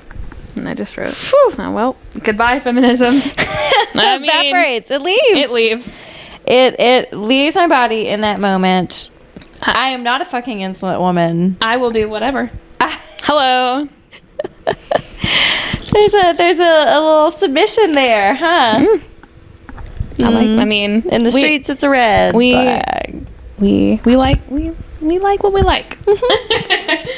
We love a contradiction. Okay, so this scene, this is our first spicy scene. However, in this scene, he does not touch her. She only touches herself, and she does not have an orgasm in this scene. Oh, yeah. And she stops. That's right. Which is, if we talk about other people's needs and being more important than our own, blah, blah, blah, or feeling self-conscious. Yeah. But also, it's very hot.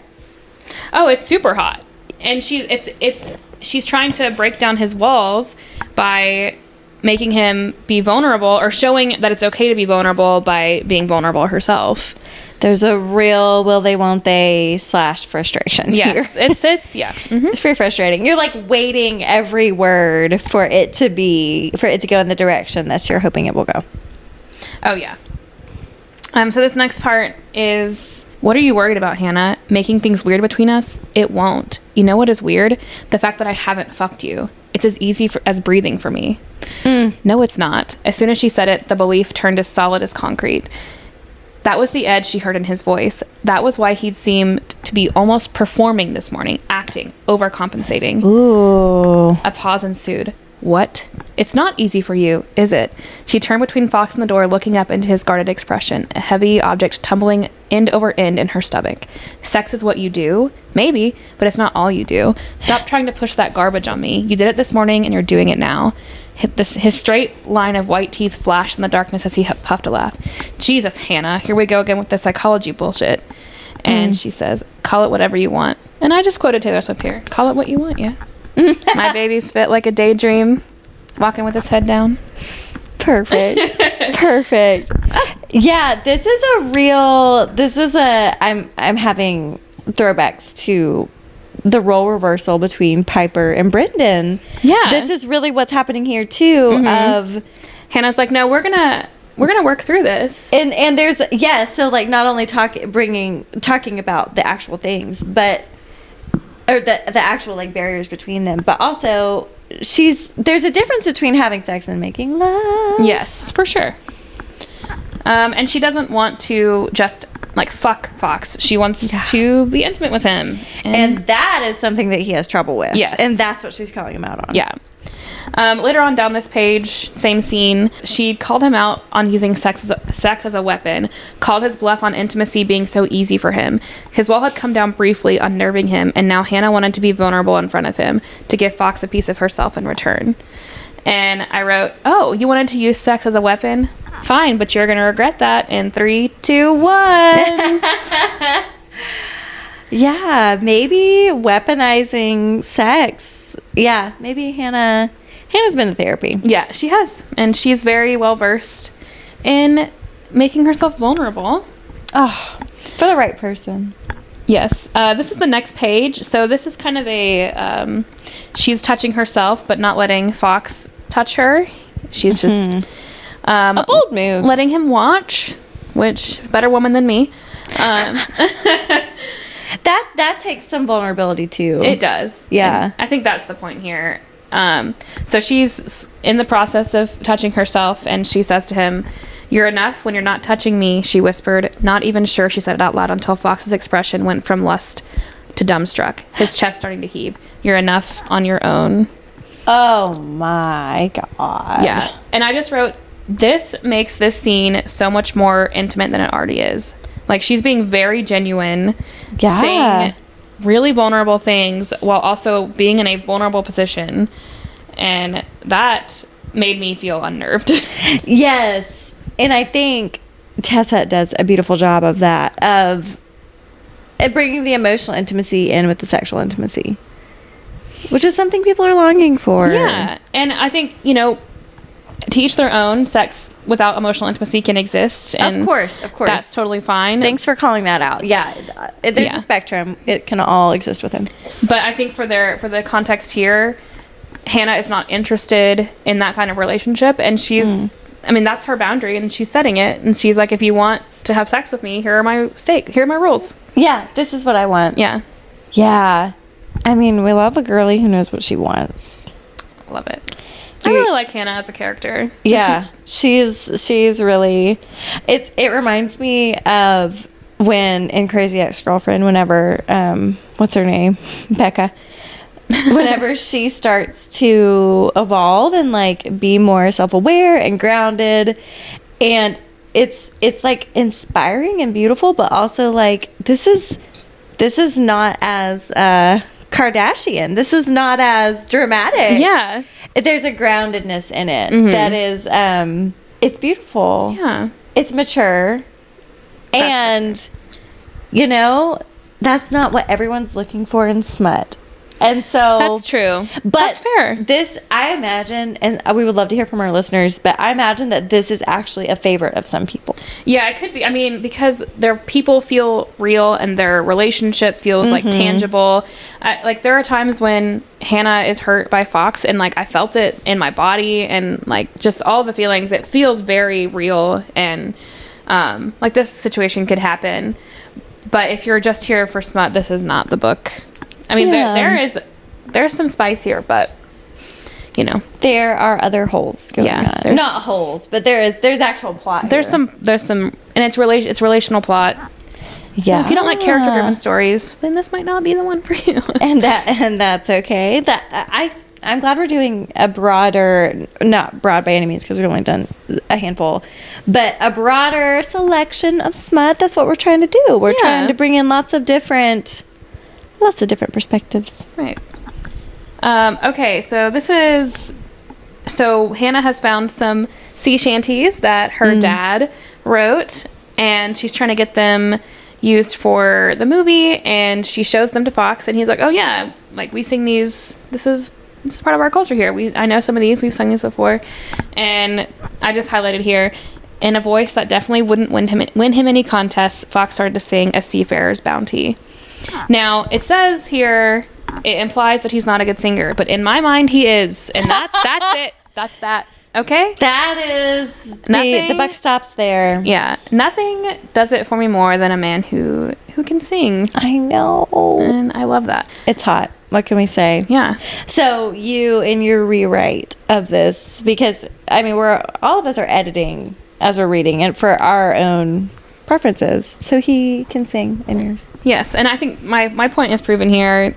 His singing voice was slightly deeper than his speaking one, low and husky like a lover whispering to someone in the dark, and that fit him so well. The intimate quality of it, like he was passing on a secret. It racked her with a warm shiver and circled her in a hug that she desperately needed. Because, oh God, it was a beautiful song. Not just any song, though. It was about her family. See? He's talented. And nothing says sad boy like singing an emotional song. And I wrote, I'm in love. I am who I am. I'm a theater kid. Yes, this is a theater kid moment. Beautiful. Nothing wrong with that. Yeah, I like a man who can sing. Or a man who's not afraid to sing. Yes, there is a vulnerability in that. There is a healthy masculinity in being able to... I'm not saying you have to be the best singer, but if you, like, it's important to me that you want to sing along with me. Because we're singing. Like, that is really beautiful. Yeah. I could see the charm. Oh, here's my... All right, you ready to talk about parts work? 100%. Let's do it. What the hell was this anyway? A heart-to-heart in the dark with a girl? His headboard should be cracking off the wall right now. She should be screaming into his shoulder, drawing blood on his back. The cornered animal inside him bayed, begging him to distract, to reach over and fist her dress and drag her across the bed and roll right on top of her, making her dizzy with his tongue in her mouth. And I said, care to comment on Fox's parts here? Yeah. So this is he has some parts who protect him by being really sexually, shall we say, active? Yeah. I mean, he is using sex as a protective factor to stop people from getting close to him. Yes. And I love the language there of the animal within him, bayed. Like, just like this feeling of like, oh, this is physically painful for me to not engage in because this is how I protect myself from emotional intimacy. It's self-worth. We hear more about his story later of how he has pretty low self-worth, which is, it's an interesting, that would, if we're talking parts, it sounds like maybe there are some exiles who feel that, and he protects. This is also kind of, well, I wouldn't go so far as to say a narcissistic pattern, but like this pattern of having these protective parts that are very like, not grandiose, but just like really, yeah. I mean, he describes that like feeling of like he feels like a caged animal, like I just picture like a dog, like an angry dog barking at a cage, just like get away, get away, get away. Yeah, this is painful for him. He is having to suppress, or he feels backed into a corner that he's forced to suppress these parts of him who usually keep him safe. And the parts that keep him safe are, it's the same for a lot of folks, not everyone, but just this sexually explicit, like pursuing, being in control in that way. That's how he feels self-worth. That is something that he, in terms of like building self-concept and self-efficacy, he has built those things through his sexual prowess. Yes, and he has it, but also he needs to learn that he is valued for other things. Exactly. That's a little self-actualization there. That's getting to the root of the exile hurting in these ways, and it's like, oh wow, maybe actually you're wonderful just the way you are, and you can engage in sexuality in whatever way fills you up, but it doesn't have to be this protective part of you, Right. because that's a part of you enjoying it, not your core self. Like, this can be safe. Well, both things can exist. This can be safe while also vulnerability can be safe. Yeah. It's a good, Tessa does a good job of breaking that down. Yeah. Yes, as you were reading it, I was like, this is definitely a little conflicted, polarized parts moment. I know, and it's so sad because you get a lot of some of Fox's inner monologue where he is desperate to connect with Hannah, but anytime he tries, it's like a wall. Like, his parts are like, no. Yes. Yeah, seriously. It's that, and as we dig into, he has some emotional, that vulnerability is really scary. It is. And you can kind of keep people at arm's length when you're performing the Enneagram 3. It's a way to distance yourself from people who can hurt you, because you're showing up as a part of you, not your whole self, whole integrated self. And we encourage you all to show up as your whole selves. Yeah, explore who that is. Whatever developmental stage you are. I'm sorry, maybe this is cheesy. Inside baseball? Yeah, whatever, wherever you're at. Explore who you could be if you were just fully you. Like, where do you feel most fully yourself? Sexually, this is really important, because I think I often showed up sexually as like a part of me was leading the show, instead of the full experience of like being grounded in myself and then being able to enjoy. And I think that is like something that women tend to struggle with, where you overcompensate, try to gain power back by showing up as like a over-sexualized being. Yeah. Try to own it, but it's a protective factor. So it's like, I'm already doing this, so you can't hurt me in this way. Yeah, for sure. And I think the spectrum, get curious for what that looks like for y'all, little listeners. Little babies? Yeah, little babies. Because that is an interesting, like, whenever you have felt the most disintegrated from yourself, whenever you feel like it's a part of you playing this role, what does it look like? Is it like super passive and super submissive? Maybe your core self is more aggressive and assertive sexually. Like, that's also super, or maybe it's the flip. Like, maybe, when you're playing a role, it's kind of like Piper saying, being super sexy and whatever. And that wasn't really her vulnerable real self. In the bedroom, I don't like to make decisions, because I've been doing it all day long. So, and it's tough to make decisions when the decisions have to be connected to what do you want. Yes, and that's hard. That requires me knowing what I want and then voicing that. Too hard. You know what? That's a multi-layered thing. Can't be doing that. Couldn't do that. But it's a cool thing to see. Like, oh, well, what do you? I mean, that's our sheets and streets. Yeah. Difference there. We can be different in the bedroom. Yeah. Just multitudes. Folks, explore what makes you feel authentically fulfilled. Yes. Because you know it. You know it when you feel it. And if you don't think you felt it, then keep exploring. Keep looking. Yeah. All right. Chapter 13, page 181.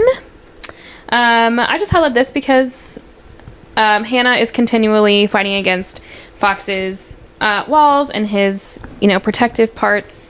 Hannah just says to him, "After what you told me last night, I could sit here for hours and rant about toxic masculinity and undervaluing yourself, but I'm not going to do that. I'm just going to tell you that I'll be back tonight and that you're really important to me." Oh. So she knew that he didn't want to hear her rant on and on about how like shitty it was that people treated him badly. So basically Fox's backstory is that his dad was kind of shitty to his mom. He was a player, like slept around, and basically ended up leaving his mom, and people basically told Fox his whole life that he was going to be just like his dad. Yeah. He's good looking. He's going to be a heartbreaker. Like, as a child, they were telling him that he was going to be breaking hearts left and right. Which, the sexual objectification of children is a broader topic. Yeah, it's gross. But we do it a lot to little girls. It should be noted that it's happening to a young man here. Absolutely. Of sexually objectifying him and saying that this is going to be... you're going to be such a heartbreaker. Right. Folks, we got to stop that. Yeah, you got to stop buying the little onesies that say daddy's little whatever. Yeah, daddy's... Yeah, I'm not an expert by any means. I just have a lot of hurting people sitting across from me every week who have a lot of problems that started around these kinds of topics. Yes. And so, Fox didn't need to hear Hannah explain the societal roots to what was happening to him. All he needed to hear was that He's important to her, and she's going to stick around. Maybe we can do a couple more and then take I need to take a break out to pee anyway. Okay, well, let's take a break in this very moment. Okay. Okay, we'll be back here in just a moment. It's a pee break time. For any dog lovers out there, this is the dogs doing a good crunch.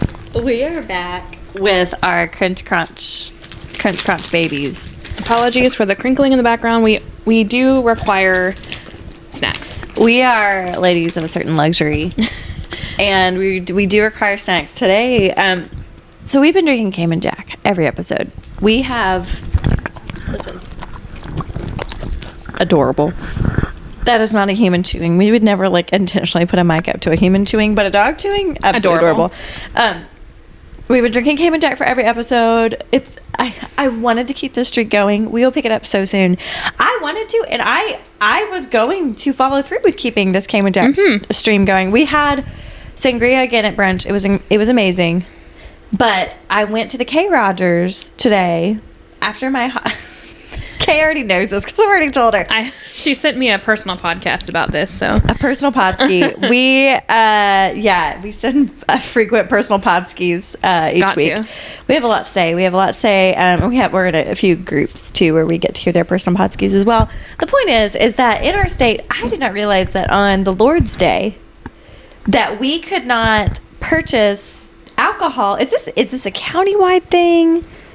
It's before 10 a.m. and I was there before 10 a.m. because I went to my I think it's a state law.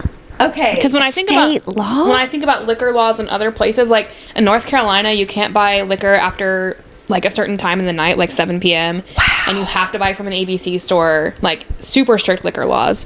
Here, they're not as strict, but they do say on Sundays you have to wait until after 10 to drink. But why? The Lord said so. I don't know why it's.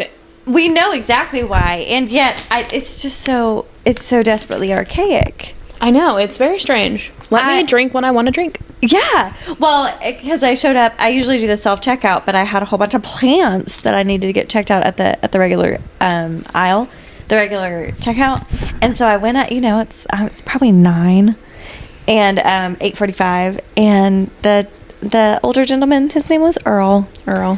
He was probably at least in his 80s, and he said, "Excuse me, ma'am, we cannot sell liquor before 10 a.m." To be clear, it's not liquor. This is Cayman Jack. Yeah, we're ladies. We had our liquor mixed in with our sangria this morning at brunch. We had our liquor before Lizzo. A part of me, to be clear, to reference Price Work, a part of me was embarrassed. And I had to push that down. It's embarrassing. I would be embarrassed as well. Well, and not just because it was something that I wasn't supposed to be doing. My inner good girl was certainly embarrassed, but also just I'm doing something that's forbidden. I know. This is terrible. Who would ever do such a thing? Georgia was always different. Georgia has open carry. You can be walking around. Oh yeah. Oh yeah. They sure did. We like an open carry moment. Yeah. Okay, we're gonna put up the crinkle cronkles. Okay, listen. These are my babies. Good George. Precious. This cord situation, we're gonna get it solved one day. If we have any gaming listeners, I've been informed today that cord control is it's a field of expertise. We might need to consult. Yeah. My partner, lover of video games and lover of efficiency, he is a sucker for good cord management, and that's not something that I can care about. That's not my ministry. Yeah. So we might need him to teach me how to do something. Yeah. Can we count the number of cords? 1, 2, 3, 4, 5, 6, 7, 8, 9. Yeah. At least 9. The setup here is wild. My partner invests in things that will 10, keep 11. cords together. We have random, if you come to my house, you will see randomly throughout my house on the floor, there'll be little strips of Velcro. It's why is this here? And he's like, oh, I was using that to wrap up my cords. It's why do we have 9,000 feet of just Velcro? Just put the cord to the side. But now when there are 11 cords, I realize this is untenable. It would be less of an issue if we didn't have 8 animal legs. And we are not in a podcast studio, in case you were wondering. So our setup is literally a coffee table, a computer, the soundboard, and our microphones. It's perfect. Yeah, it works. It's comfortable. We're comfy babies. I need to be comfortable. I can't be uncomfortable. to discuss sex. No. I'm going to need to recline. I need to be a lady of luxury. We're back. Page 213. So this is for all of my girlies who, on a rainy day in the car, you're looking out the window pretending you were in a music video. Those are all of us, right? Yeah, we've all done this. 100%. And she's saying that. Yeah, you know, when you've got the perfect mood going, soundtrack to match. You're on a rainy road, feeling dramatic. You're the star of your own movie. You're Rocky training for the fight, or Baby learning how to do the merengue and Dirty Dancing. Or you're crying over a lost love. And she turns slightly in her seat. Everyone does it. Yes, everyone does do this. And because I'm a Dirty Dancing stan through and through, I had to write, "Oh, Sylvia, how do you call your lover boy? Come here, lover boy." Oh, it's beautiful. We should do a rewatch soon. Yeah. That's a summertime movie. I love it. All right, page 222. We're at the bingo hall. Fox's mom is a bingo caller. She's a traveling bingo caller. Amazing job. And where do I sign up? Right. And so this is an older lady speaking here, and she says, "Youth is wasted on the young." She prodded the table with a bony finger. "If I was 50 years younger, I'd be labeling the heck out of anything that walked upright." Paula. Ladling the heck. Eleanor scolded through the barrier. "We're in a church." The good Lord already knows my thoughts. Paula passes the vibe check. She passes the vibe check. Yeah. Paula passes the vibe check for sure. Yeah. Paula is one of us. She's our kind of girl. Yeah. The Lord already knows my thoughts. I'm just saying. Yeah. My sexual thoughts are not to be villainized. They are good.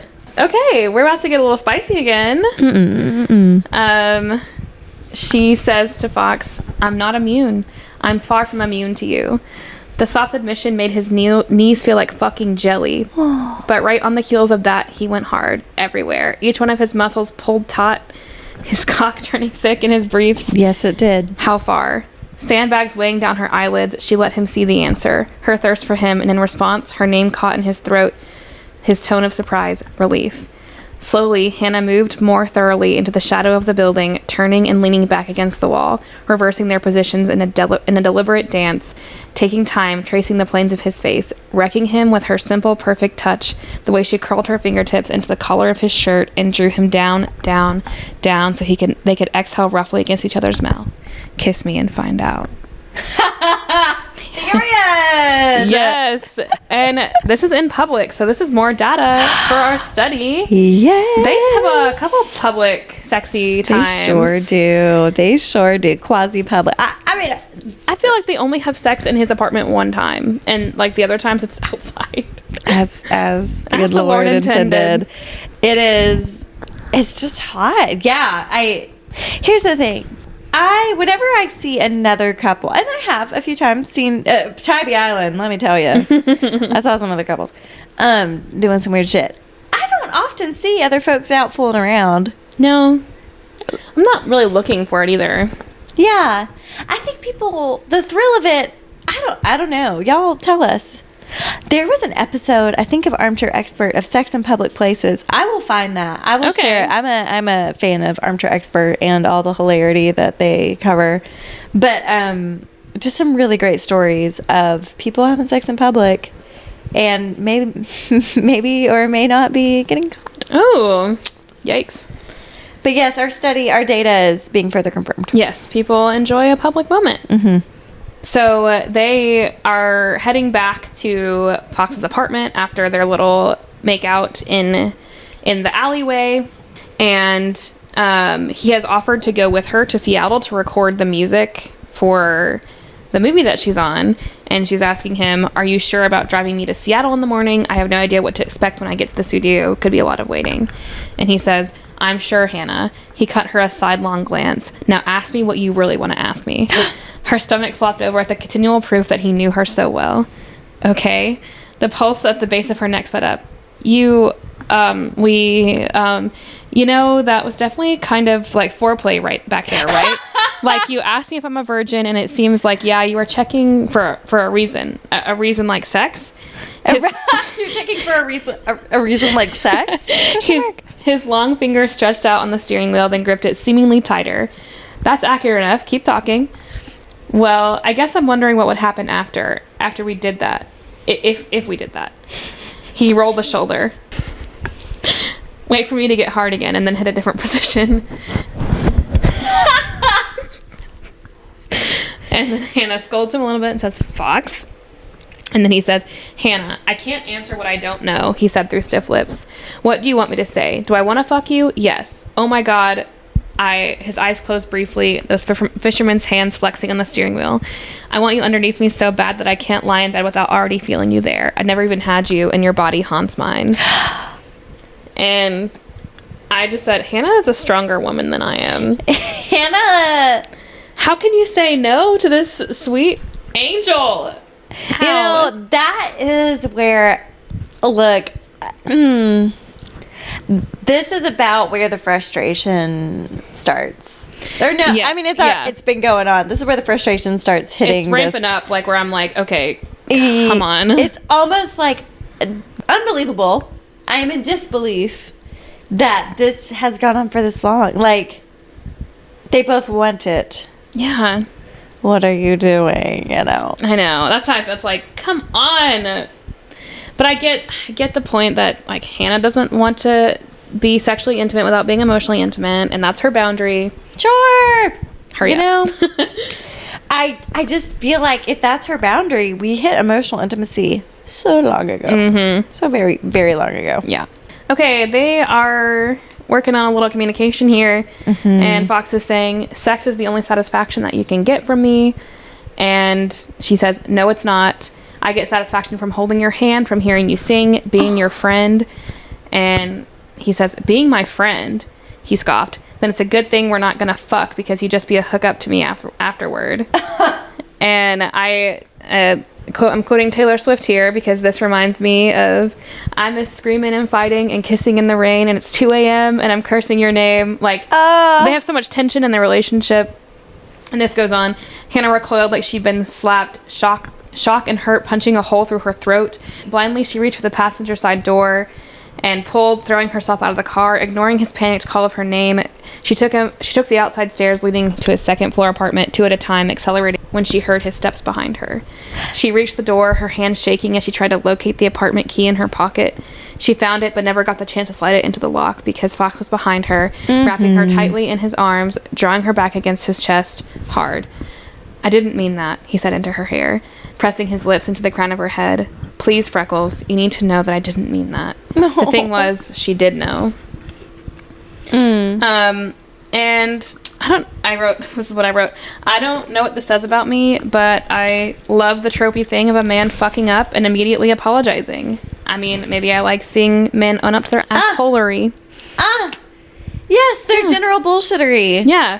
Yes, I think taking ownership, taking responsibility of what belongs to you, it is sexy. It's because you are often drawn to maturity. Yeah. Perhaps a maturity kink. Maybe I do have a maturity kink. And I mean, we also have a contradiction here. Look, I really enjoyed the screaming and fighting and kissing in the rain, but also apologize about it. Yes. It's hot. It's a good, it allows me to get my defenses down. Yeah. And that was one of the scenes where I kind of felt that tension, like, in my chest, where he said that to her, and I was like, ugh. Like, it would hurt so bad for someone that you like to say that to you. Ouch. Okay, so this is the next morning after they had that whole situation, and Fox is in her monologue. Was this her plan to walk out here after his ugly behavior last night and stay?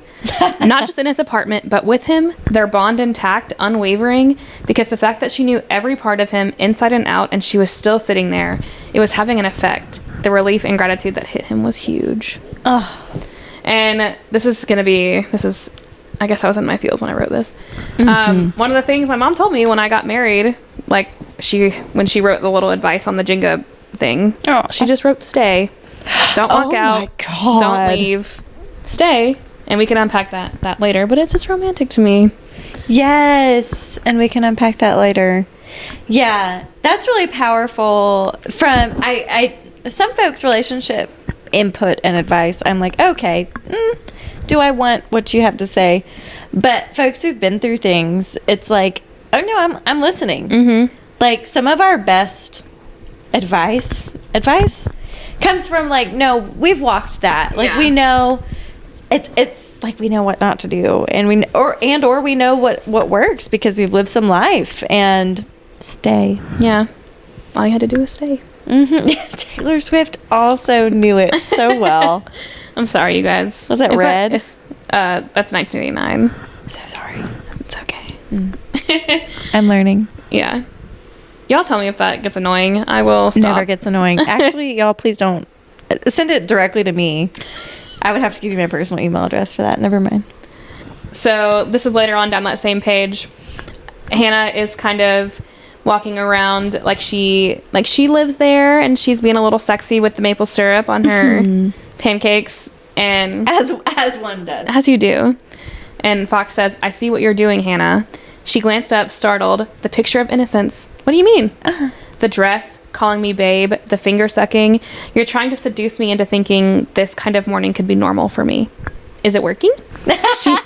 She asked, eyes momentarily serious as she took another bite. He couldn't answer, couldn't do anything but picture Hannah sitting there every single morning indefinitely, knowing she'd be there, knowing she wanted to be there with him.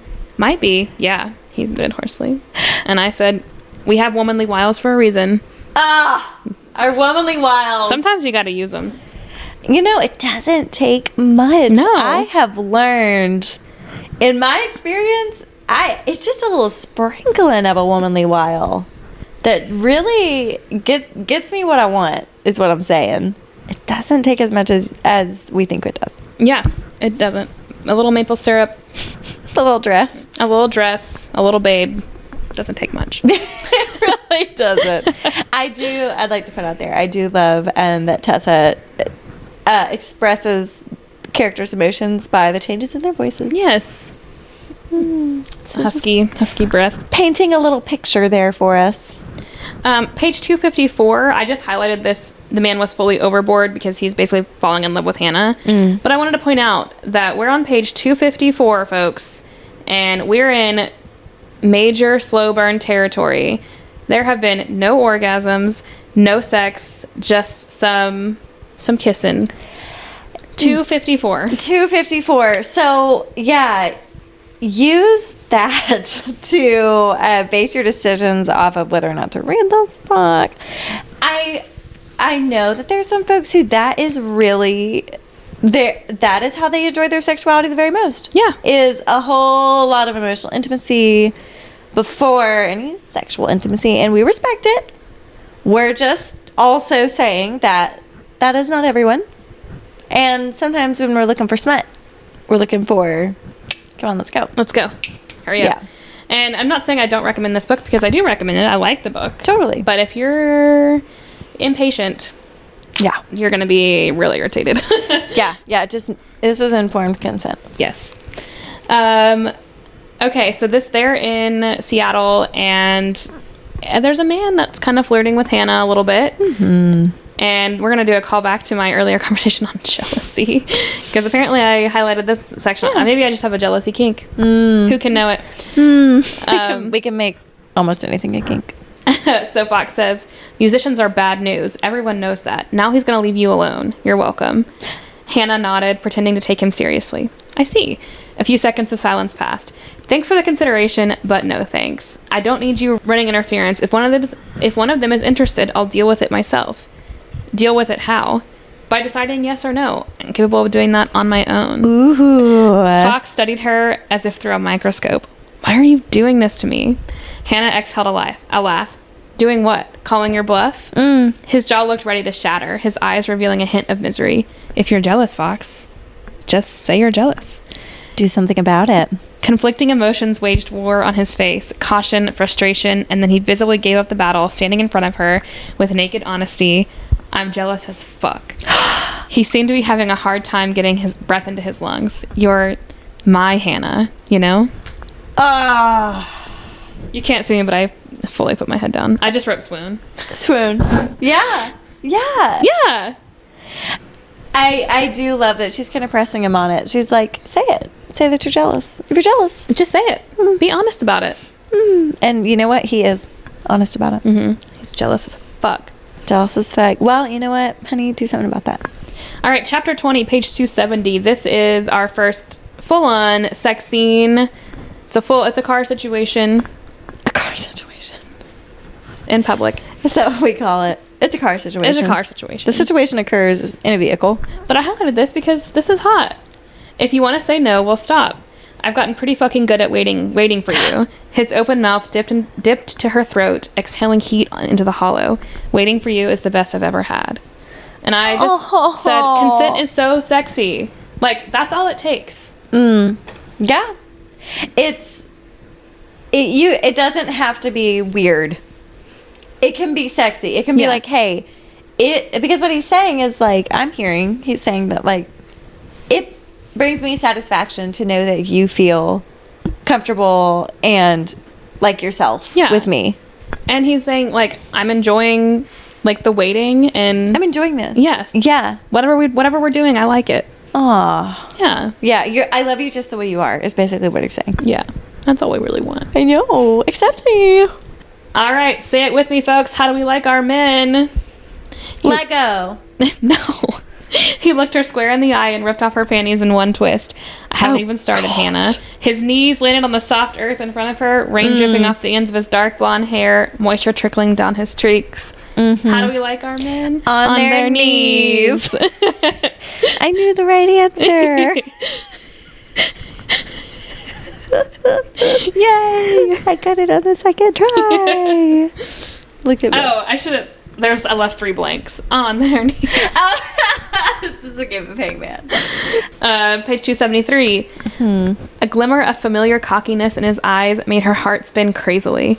Come on, babe. He wet his lips, and a groan breaking from his mouth, his attention fastened on the treatment of her hand. The way she massaged him up and down. You knew it had to be huge. And I just said, see, it's cute and fun to joke around during sex. Yes! Be lighthearted. Yeah. Break the tension. Have fun. Y'all, if you enjoy having playful sex, have playful sex. Yes, it's fun and sweet, and I really like it. Yes. It doesn't, I don't know, lighten up, folks. Yeah. If there could be a tagline for our podcast, it would be lighten up, folks. In true me fashion, I have many highlights in this sex scene, so we're going to hang out here for a little while. Hannah had a playlist consisting of 308 love songs, and not one of them could describe this moment accurately, not even close. Realizing she loved this man while he ripped his wallet apart looking for protection, his hair falling into his eyes, muscles heaving under ink and a light layer of sweat. Sunset lit the car in a deep orange, and she felt that rich color spread inside her chest too, where her heart battled to keep up with the love that bloomed freely and wildly, a lot like the spring storm creating a warm white noise around the car. And it says in italics, I love him. I love him. And I just wrote, I love you. We need a Pride and Prejudice reference. We must. Aww. Yeah. I mean, if you've got, would we say a love kink? Maybe they like sex the most when there's love. I'm not laughing. I'm just laughing because of my own ignorance on the subject. Would we call that a kink? Maybe. I mean, I feel like everyone likes their own thing. I being who I am, need a little intimacy, a little emotional connection before. Yeah. You know. I mean, nail on the head. Tessa Bailey is capturing it perfectly here. Truly. She knows her shit. Yeah. All right. This is page 276. This is the line that you'll see on TikTok to get you to buy this book. Oh, yes. And And I'm not saying that they're trying to trick you, but they are pulling the only like super spicy line out of the book. Yeah. Knees up, Hannah. He pulsed inside her, pupils blocking out the blue of his eyes. Let's see how deep I can get it before you scream. That's the book talk buy-in line. Yes. And it's a good one. It's a good one. It works. Is it false advertising? It might be a little bit. It depending on what you like. Page 284, chapter 21. This is a red flag to me. Immediately. They think she was out of her goddamn mind, moving all the way north for a man who'd never been serious about a plate of fries, let alone a woman. Now, if you're not serious about a plate of fries... All right, so here's the thing. And our wonderful friend, our librarian friend. She has other skills. We were just talking about how cool it is that we were on a little trip. And we went on a real deep dive. It was for science. We were at an Irish pub. Yes, and so we needed to compile some research on superior versus inferior fries.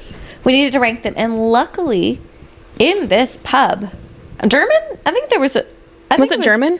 Some kind of. I mean, it was Eastern European of some sort, or European. 6 kinds of fries. Well, no, they had 2 kinds of fries. We ordered 3 rounds. So they had on the menu, basically, it said French fries on the menu, but they weren't French fries. When they came out, they were hashed. It was breakfast potatoes. They were square breakfast potatoes. Yeah, as my partner says. Right, they were fine. I mean, it was fried potatoes, delicious. Now look, we ate all of them. We ate 3 orders of the full sized potato. Yeah, lest you think we're picky about fried potatoes. And our sweet server, she came up to us after the 3rd round of potatoes, and she was like, have y'all tried our potato cakes? And we were like, yeah, it was German. We were like, why are you holding out on us? I said, paint me a word picture of these potato cakes. Of what do you mean? Yes. And she was like, they're so much better than the fries you've been getting. Why did she let us order those? She let us order 3 rounds. She did a sister dirty. Yeah. And we told her, we were like, you let us order 3 rounds of these potatoes without telling us about the potato cakes. Because the potato cakes, let me tell you, they were delicious. They were sublime. They were more of like a shredded hash brown brought together into a delicious cake, like little spheres, and it had some kind of seasoning, and they were crispy. It was like Waffle House potatoes, but like in a fried cake shape. Like, you could fit it in the palm of your hand. Yeah. My God. Anyway, to sum up, we are serious about potatoes and fries in this house. I think it's kind of slanderous to say that I mean, that's a real red flag for Fox. Yeah. I could care less about being serious about women, but you're not serious about French fries? If you can't be serious about French fries, we have bigger problems. That's right. I'm very serious about it. Have you tried therapy? Exactly. Yeah. My note here is, why am I getting teary-eyed? So I guess this is an emotional moment. So, she's kind of basically, he came back from sea, and just like we expected him to do, he came back all out of whack about their relationship and was going to break up with her. In his feels. Yes. And he shows up to the bar that she's at, and she sees in his face, because she knows him well, that he has been freaking out and that he's probably going to break up with her. And she's like, are you going to break up with me here, or are you going to go somewhere more private and do it? Holds no punches. Yeah. Wow. And so she's leaving, and it says she zipped her suitcase again and stood in front of him, working to keep her voice even, though the effort didn't quite pay off. I'm not giving up on us. His head came up fast, eyes searching her face. With what? Hope? Shock? Yeah, she swallowed, gathering her courage. I'm not giving up on you, on us. You're just gonna have to deal with that, all right? And she's just not gonna leave him. Now listen, ladies.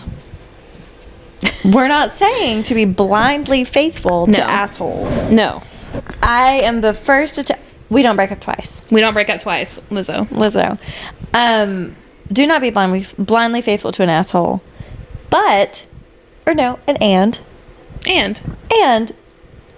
if/when you feel this kind of connection and you know it's right and you just know that he's just freaking out, stand your ground. Yeah. And Hannah fully believes she don't break up twice, because she even says to him, if you come back and you leave me again, that's it. That's it. We're done. She's drawing some ultimatums. Yeah. Our girl's been to therapy. Yeah. She's like, you can get your shit together and we'll try this again, but this is the only time. I am seeing more and more how this is a blatant role reversal. Mm-hmm. This is literally, and I'm not knocking Tessa Bailey. I respect her. I also am like, she took the character, she took the tropes, the dynamics between Brendan and Piper of like stability and instability, you know, floozy and not a floozy, like, you know, all these different, and then she flipped it on its head for Hannah and Fox. I love it. I love the woman being the steady, strong one here. We need more of that. Yeah. Yes, I it was an intentional, and it's interesting. Like, can you write this the opposite way? Mm-hmm. Yeah. We're gonna go into another Taylor Swift reference here. Please. Page 327. You're taking something that happened in college out on us. You're taking the stupidity and short-sightedness of others out on us. The hurt they caused you, it's valid, it's meaningful, but you can't take the bad lessons you learned and apply them to every good thing that comes your way, because there's nothing bad about what we have. It's really, really good. In the song The Great War, she says, maybe it's the past that's talking, screaming from the crypt, telling me to punish you for things you never did. And people with trauma like to do that, punish other people for things that they did not do to them. It's the trauma, baby. Yeah, it's the trauma, babe. And it's really important that you honor and recognize that you didn't ask for your trauma. These are the cards you were dealt. Mm-hmm. But these cards are your responsibility. Yeah. They belong to you, not to the people who love you, not to the people who are actively trying to love you. Yeah, to work through this. Mm-hmm. It happens time and time again. I would never do such a thing ever to someone I loved, like making my trauma their fault and their problem. Yep. Not me thinking my partner is going to be just up and leave. Yeah. At any time. Yeah. Yeah. Not me projecting all kinds of nonsense onto my partner and you know, assuming things that he has not said. Right. He, you know, others 100% said it, and he'll call me out on it. Unfortunately, it's really obnoxious. He'll be like, you know, I have actually never said that or implied that in any way, shape, or form. So where you get, I think that belongs to you, Maybe babe. that's the past that's talking. And you know what? I don't like it. I didn't ask to be called out on this level. I did not ask you to tell me what I'm doing wrong. Yeah, Thanks. and I didn't ask for these cards either, but you know what? As a grown-up, I got them. These are my responsibility. Yeah. So, yeah, Fox, sorry about it, baby. Yeah. I highlighted at page 328. Hannah, come here, please. Let me hold you. Let's talk about this. No. Her body ached from the touch that she denied herself, but she could be strong. She could do what needed to be done. I meant what I said. Take some time and think, because next time you tell me goodbye, I'll believe you. That's a boundary. That's a firm boundary. Yeah. She says, this is how I am comfortable remaining in relationship with you. And this is what I shan't accept. I shan't accept. Page 329. Christ, he couldn't help but be proud of the way she looked him in the eye and read him the riot act, even as she tore the heart clean out of his chest. That was some real leading lady shit. Yes. That was some real leading lady shit. The confidence. Yeah, you know what? We're saying this is second fiddle, that she's all these things, that she's, you know, she doesn't feel like she's a leading lady, and yet she's acting with a lot more confidence than the leading lady to whom we are referencing. Mm-hmm. To whom we are referencing. Yeah. Yeah. I just wrote, recognize her strength in that moment. She knows what she deserves, and she's not going to accept anything less than it. That's leading lady shit. Know your worth. It's powerful. Later, #therapy. Therapy. Later on, Fox goes to his mom, because what do you do when you're sad? Talk to your You talk to your mom, and mom says, it's like I always say, a man doesn't bring a woman to bingo unless he's serious about her. And now I'm in a fight with my partner. Yeah. Excuse me? When were we going to get taken to bingo? Literally. Have you ever gone to bingo with your partner? No. He's not serious about you. Divorce. DIVORCE. Yeah. Folks, you heard it here first. Now we're in a fight. Why has he never taken me? all those Taylor Swift albums, you can finally apply them. Because of bingo. Yes. All too well, the 10-minute version. It can be true. I remember it. This is my last note. Page 344. This is just, I highlighted it because, and I wrote, I'm a sucker for a romantic moment. He put on Let's Stay Together by Al Green, watching the expression soften with each word. Lyrics that couldn't have been more appropriate. When the tears started to fill her beautiful eyes, Fox pulled Hannah to her feet and they slow danced to the music in her ears and the music in his heart, and the headphones only came off when the song ended. Let's stay together. The music in her ears and the song in his heart. I know. Oh.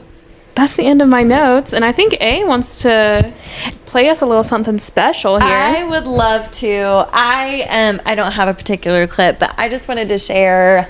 I'm sure I've talked about audiobooks on this before. I love an audiobook moment. Yeah. I love to be doing as many things at the same time as possible. It's really not a choice. It's not something I'm choosing for myself. It's something it's the neurodivergence, babe. It is the neurospice that is alive and well within me. But I was doing a little Google. I did read the hard copy of Hook, Line, and Sinker the first time, and then I did a little search on the Spotify to see if this was. I don't know why I searched, but I found. Oh my God, I found. Y'all. So I don't know how I landed on this. Just a second. Let me go to the page. So this man, his name. I just want to call him out. Maybe we'll link it. Hook, Line, and Sinker by Daniel McKeon. An audiobook I recorded for Eileen Wagner, my wife. He recorded him reading it for his wife. I am verklempt. Here's the thing. Let me back this one up just a touch because I think it's absolutely hilarious. Okay. For a second, she'd be able to piece it together. This is chapter 10. This is the massage oil thing.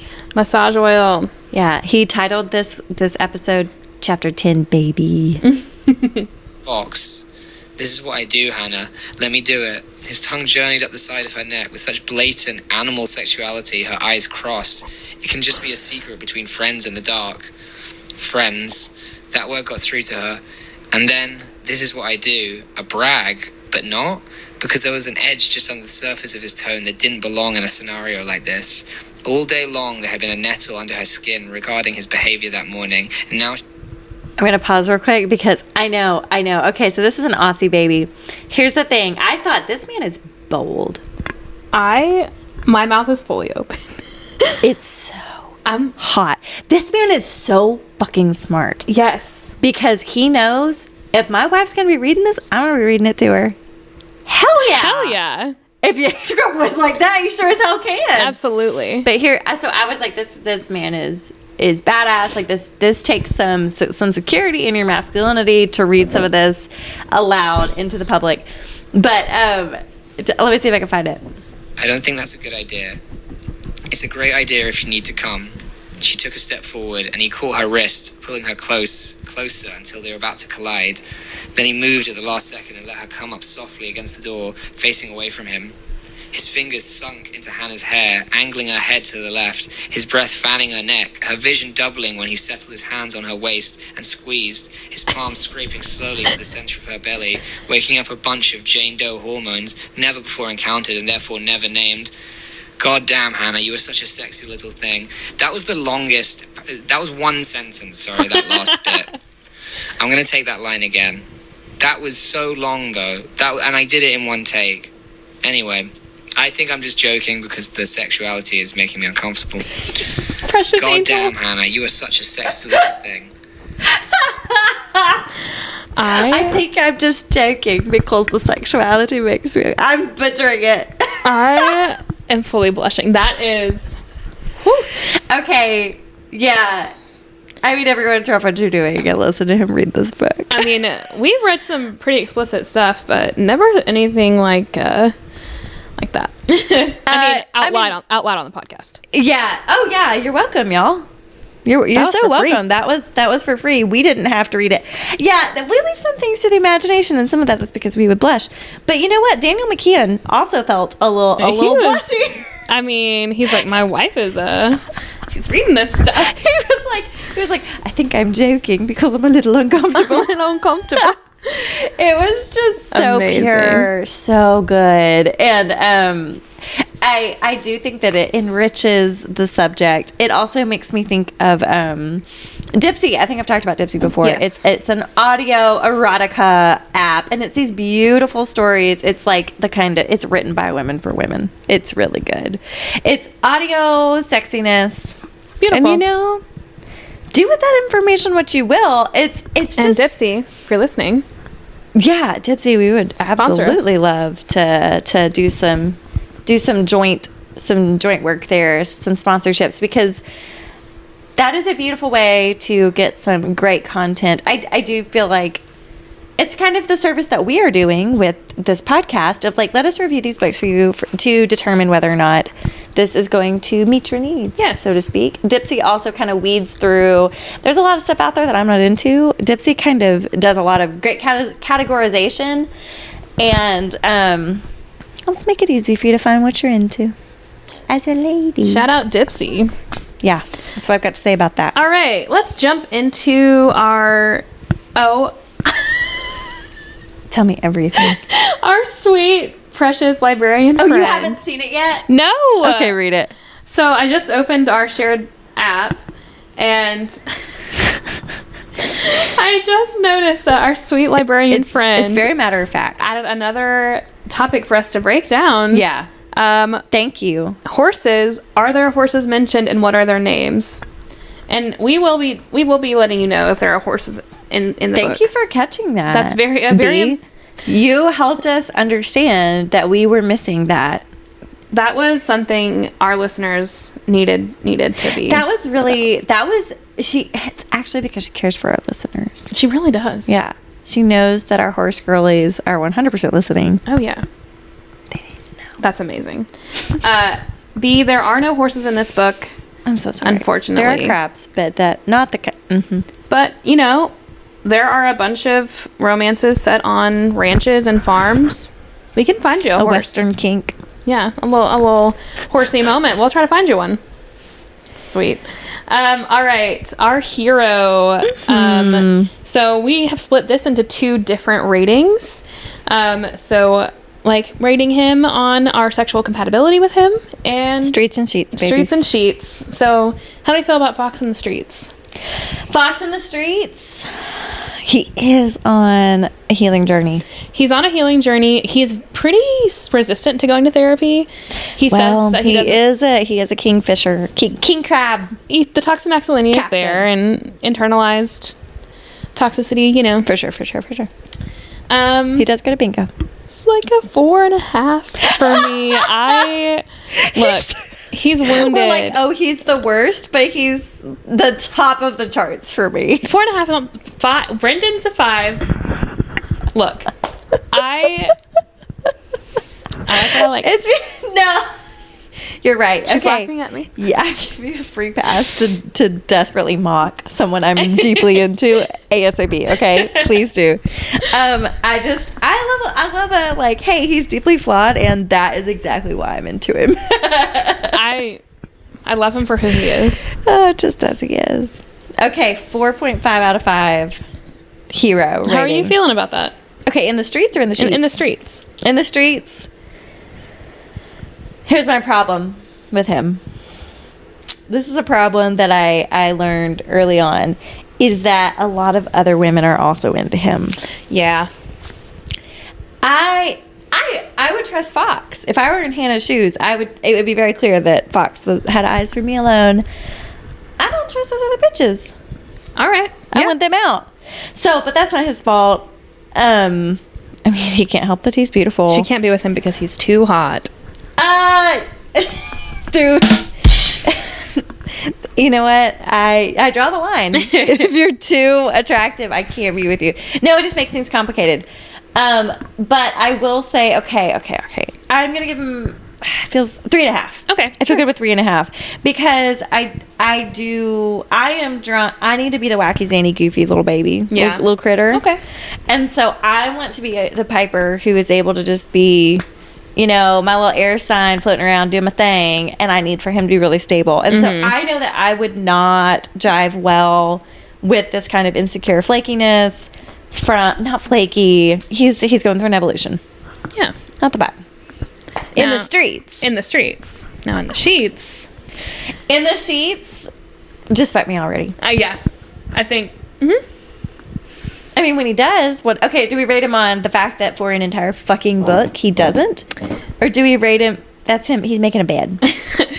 So, I cannot decide if him not fucking her makes him hotter or less hot. You know, because I feel like in his mind he is protecting her reputation. I don't need any protecting. I feel that way as well. I think having grown up in purity culture, that nope. No, but some of it's nice because he's prioritizing her needs, but he's not. It's selfish. It's his own insecurities. Yeah. But he's saying it's for her, but it's not. But So what about just pure sheets? When when they finally do have sex, I think he's pretty good. I think they make that really clear. Yeah. Throughout the book, that like reformed rake energy. Reformed rake. You have got to read Too Hot to Handle. Okay. I'll send it to you. That's a reformed rake. It's okay, but okay, what's the rating? So I'm gonna give him a 4 Okay. because I mean, the massage room. yeah, there's some stuff there that I like, but the frustration and the will they won't they, it's not for me. He does, since he evolves so much, it's hard to say. I would say 4.5 with him at the end. Oh yeah. But like in the terms of the whole entire book, yeah, more like a 3.5 or a 4. Yeah. Can our friends date Fox? No. No. No. I know. It hurts to say it, but No. he is not ready for an emotionally mature relationship. Can our friends fuck Fox? Sure. Absolutely enjoy every moment. Please give the deets. But However, this man needs to go to therapy. yeah, I think like, you know, the smut world, we can separate fantasy from reality. And if my friends, I have never had any friends try to rescue a man. None of them. Past, present, or future. That doesn't sound like anyone that we would be friends with. Yeah, we would never be friends with people who hold the same characteristics as we do. Who have similar patterns. What? That would never happen. That's so weird. Yeah, no, I think, why, well, I see why they are together. I get the charm. He's very charming. Yeah. He's hot, but he needs to work through some stuff. Yeah, and that's not her job. I do respect at the end when she's like, hey, dude, this isn't my job to figure out. You gotta straighten it out. Yeah. That's beautiful. Yes. So I think, she holds her own beautifully in it. yeah. So Fox needs to work through some stuff, and when he does, I think he will be a great partner. Circle back. We But- will interview you, and you may proceed. Yeah. You need to work through that shit. We all got to do it. Mm-hmm. It's your turn, my friend. It's your turn. Yeah, and she's not your therapist. Yeah. So Okay, our heroine. How do we feel about Hannah? Hannah is salt of the earth. Does Hannah have any flaws? Sergey. Yeah. Her attraction to the director is... She's independent though. She wants to make her own way in the industry that her stepdad is leading in. She does not want to take his... She said no to him getting her a higher position, and she took a lowly PA job, and she wanted to work her way up. Yeah. She, her insecurity, this isn't a place where insecurity is endearing. This is not, Fox's insecurity gets real old real quick. Maybe this is a heteronormative expectation. I'm sorry if it is. Please push back.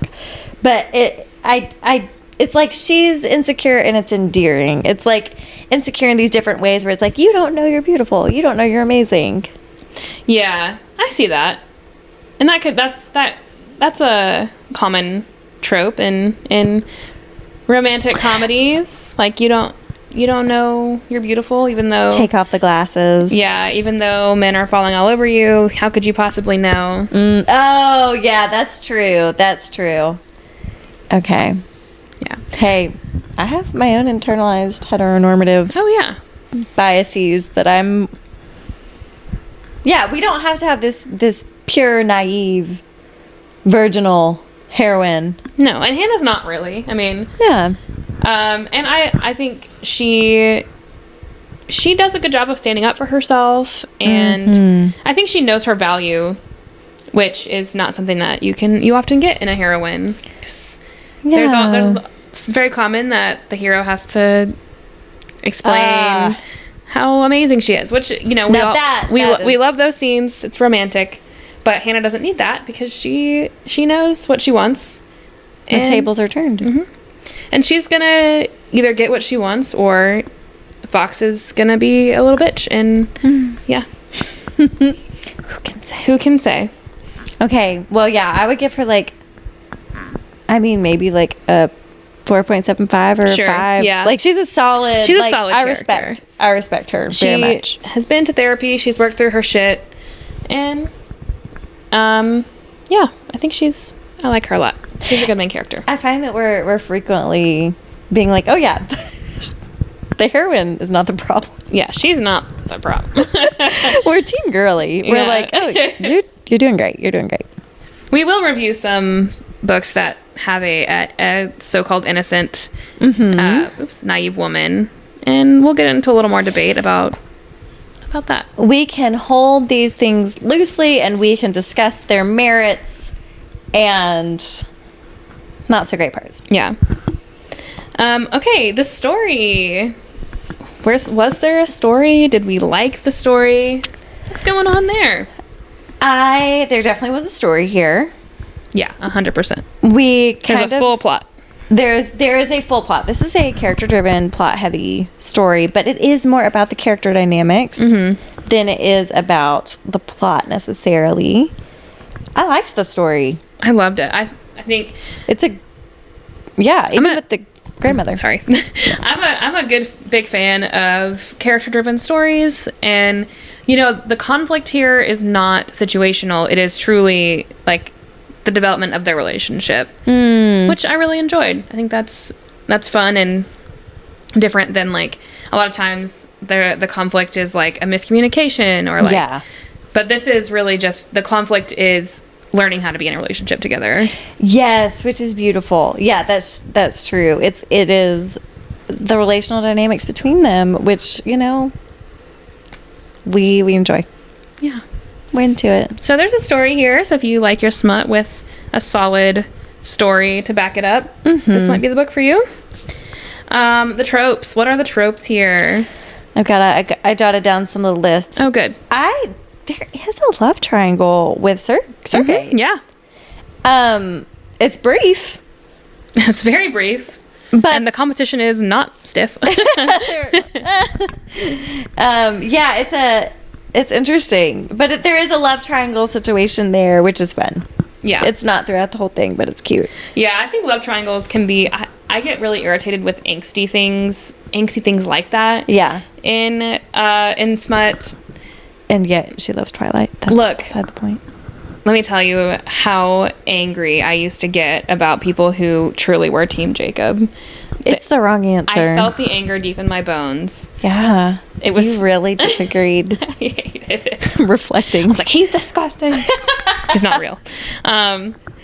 Yes. So I think maybe the love triangle thing, my dislike for love triangles comes from my experience as being a twihard as a teen. Okay. It's deeply woven. It's hard. I don't like to feel angsty, and I also don't like any kind of cheating tropes or anything. Ooh.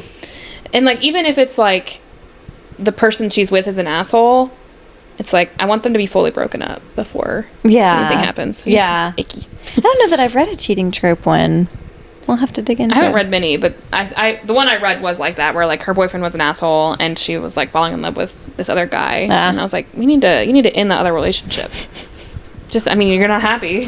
I'm so sorry our prefrontal cortexes are fully developed. Yeah. Hopefully our audience, that's the perspectives they're also reading from.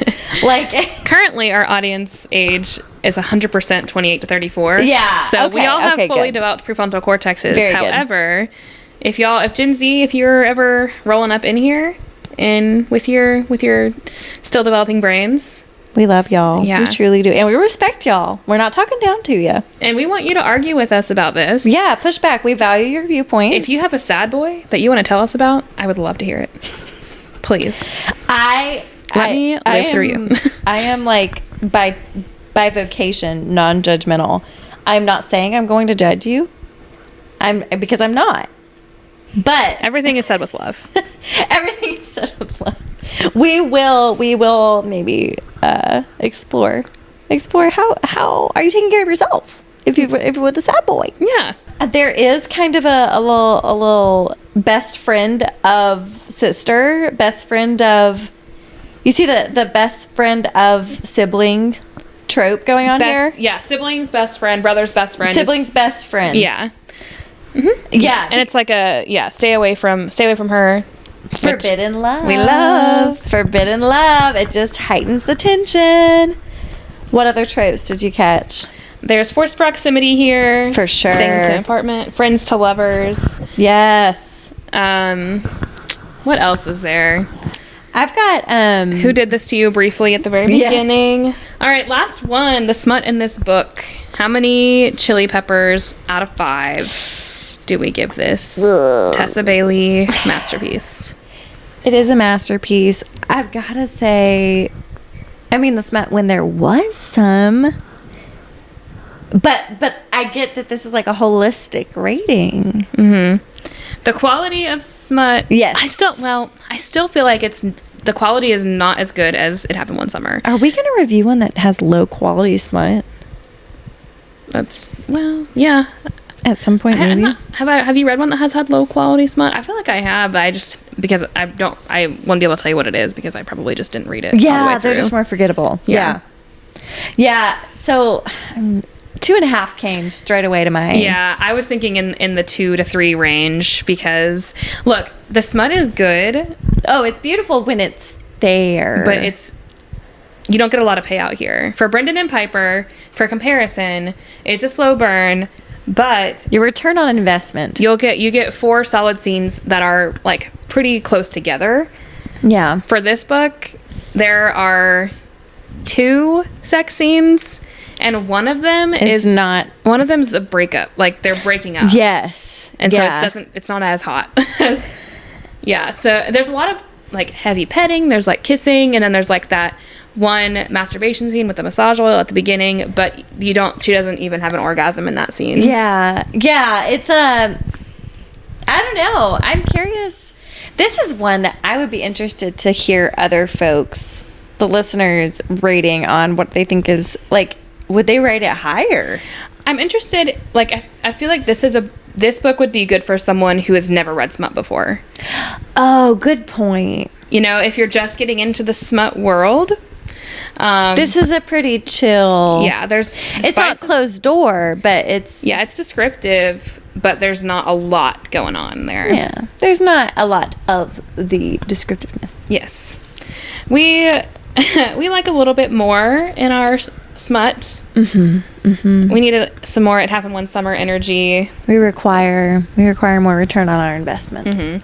It's like I said, slow burn, 254 pages until you get any kind of spice. So bear that in mind when you're reading this book. Sure. Prepare yourself to be a little frustrated. Just like Hannah and Fox. Maybe that was intentional on Tessa Bailey's part. I was feeling what the characters were feeling. Was she trying to evoke an emotion in her readers? How dare she? Ugh, Tessa. Oh, just kidding. We love you. You queen. Please come on our podcast. I would die. I love you, Tessa. I know. Okay. That's it for this week's episode. Keep an eye out for our TikTok. It is coming. I have 2 videos in a draft right now. Look, I am terrified of TikTok, y'all. I'm not watching TikTok, but posting on there. Is it because of China? No. I don't care about that. Is it China? There's like a TikTok of a girl spying that was like, us? everybody wants my data. Like, What are you going to do with it? Are you going to look at it? You're going to look at my data? Yeah, you gotta think about me. You're going to look at my data? I want you to look at it. What are you gonna do with my her social security number? Okay. But like most of it's for like targeted ads. Like it doesn't bother me. What, you're going to pull out my Old Navy stuff and be like, here's these overalls you were looking at. Okay, thanks. 100%. I forgot about them. Thank you for thanks for reminding me. The TikTok handle, it's private currently, but when I make it public, it will be at OKKPod. OKK. The profile picture looks like our the cover of our podcast on Spotify, so you can recognize it that way. The girlies. So keep a lookout for that when I stop being scared of strangers commenting mean things on TikTok. We go at our own pace, and we're adorable. The strangers, maybe I should add this up because I don't care what strangers have to say. I'll respond A is less back. scared of. Yeah, she's less scared of people. I talk a big game. Well, I also hold some power in being able to block people and delete things. Yes, our space on the podcast or on socials is a safe, affirming, loving space. Yes. And that is. Yeah, and we want to be able to hold some safe space, and if you need to call us out for stuff, we hold space for people to call us out 100% on our bullshittery. But if you're going to talk about how our voices sound weird, we'll cry. also our voices sound amazing. Look, I'm the one who edits these podcasts, and I am not yet tired of my own voice, so. But that's another, that I talk a lot. We have a podcast for a reason. We both suffer from things to not say. being able to shut up. Yep, we have things to say, and so y'all are enjoying that, hopefully. Thank y'all for listening. Mm-hmm. Our next book that we will review, TBD, where we have in the queue, we have A Court of Mist and Fury. Yes, that's coming up in a couple weeks once we reassemble with our book club. Next time y'all hear from us, Kay will have been in the presence of our Lord and Savior, Taylor Allison Swift. Yes, so you probably will not get an episode next week because I will be gone all weekend unless you decide to record on a weeknight, which is also fine. But so sorry about that, although I'm not. I will be a completely new person, and I look forward to sharing that with all of you. We will just need to block off. It'll be a 4-hour podcast. I would expect nothing less. I'm so happy for you. All right, y'all. Until next time. Y'all find you some ginger massage oil. Oh yeah.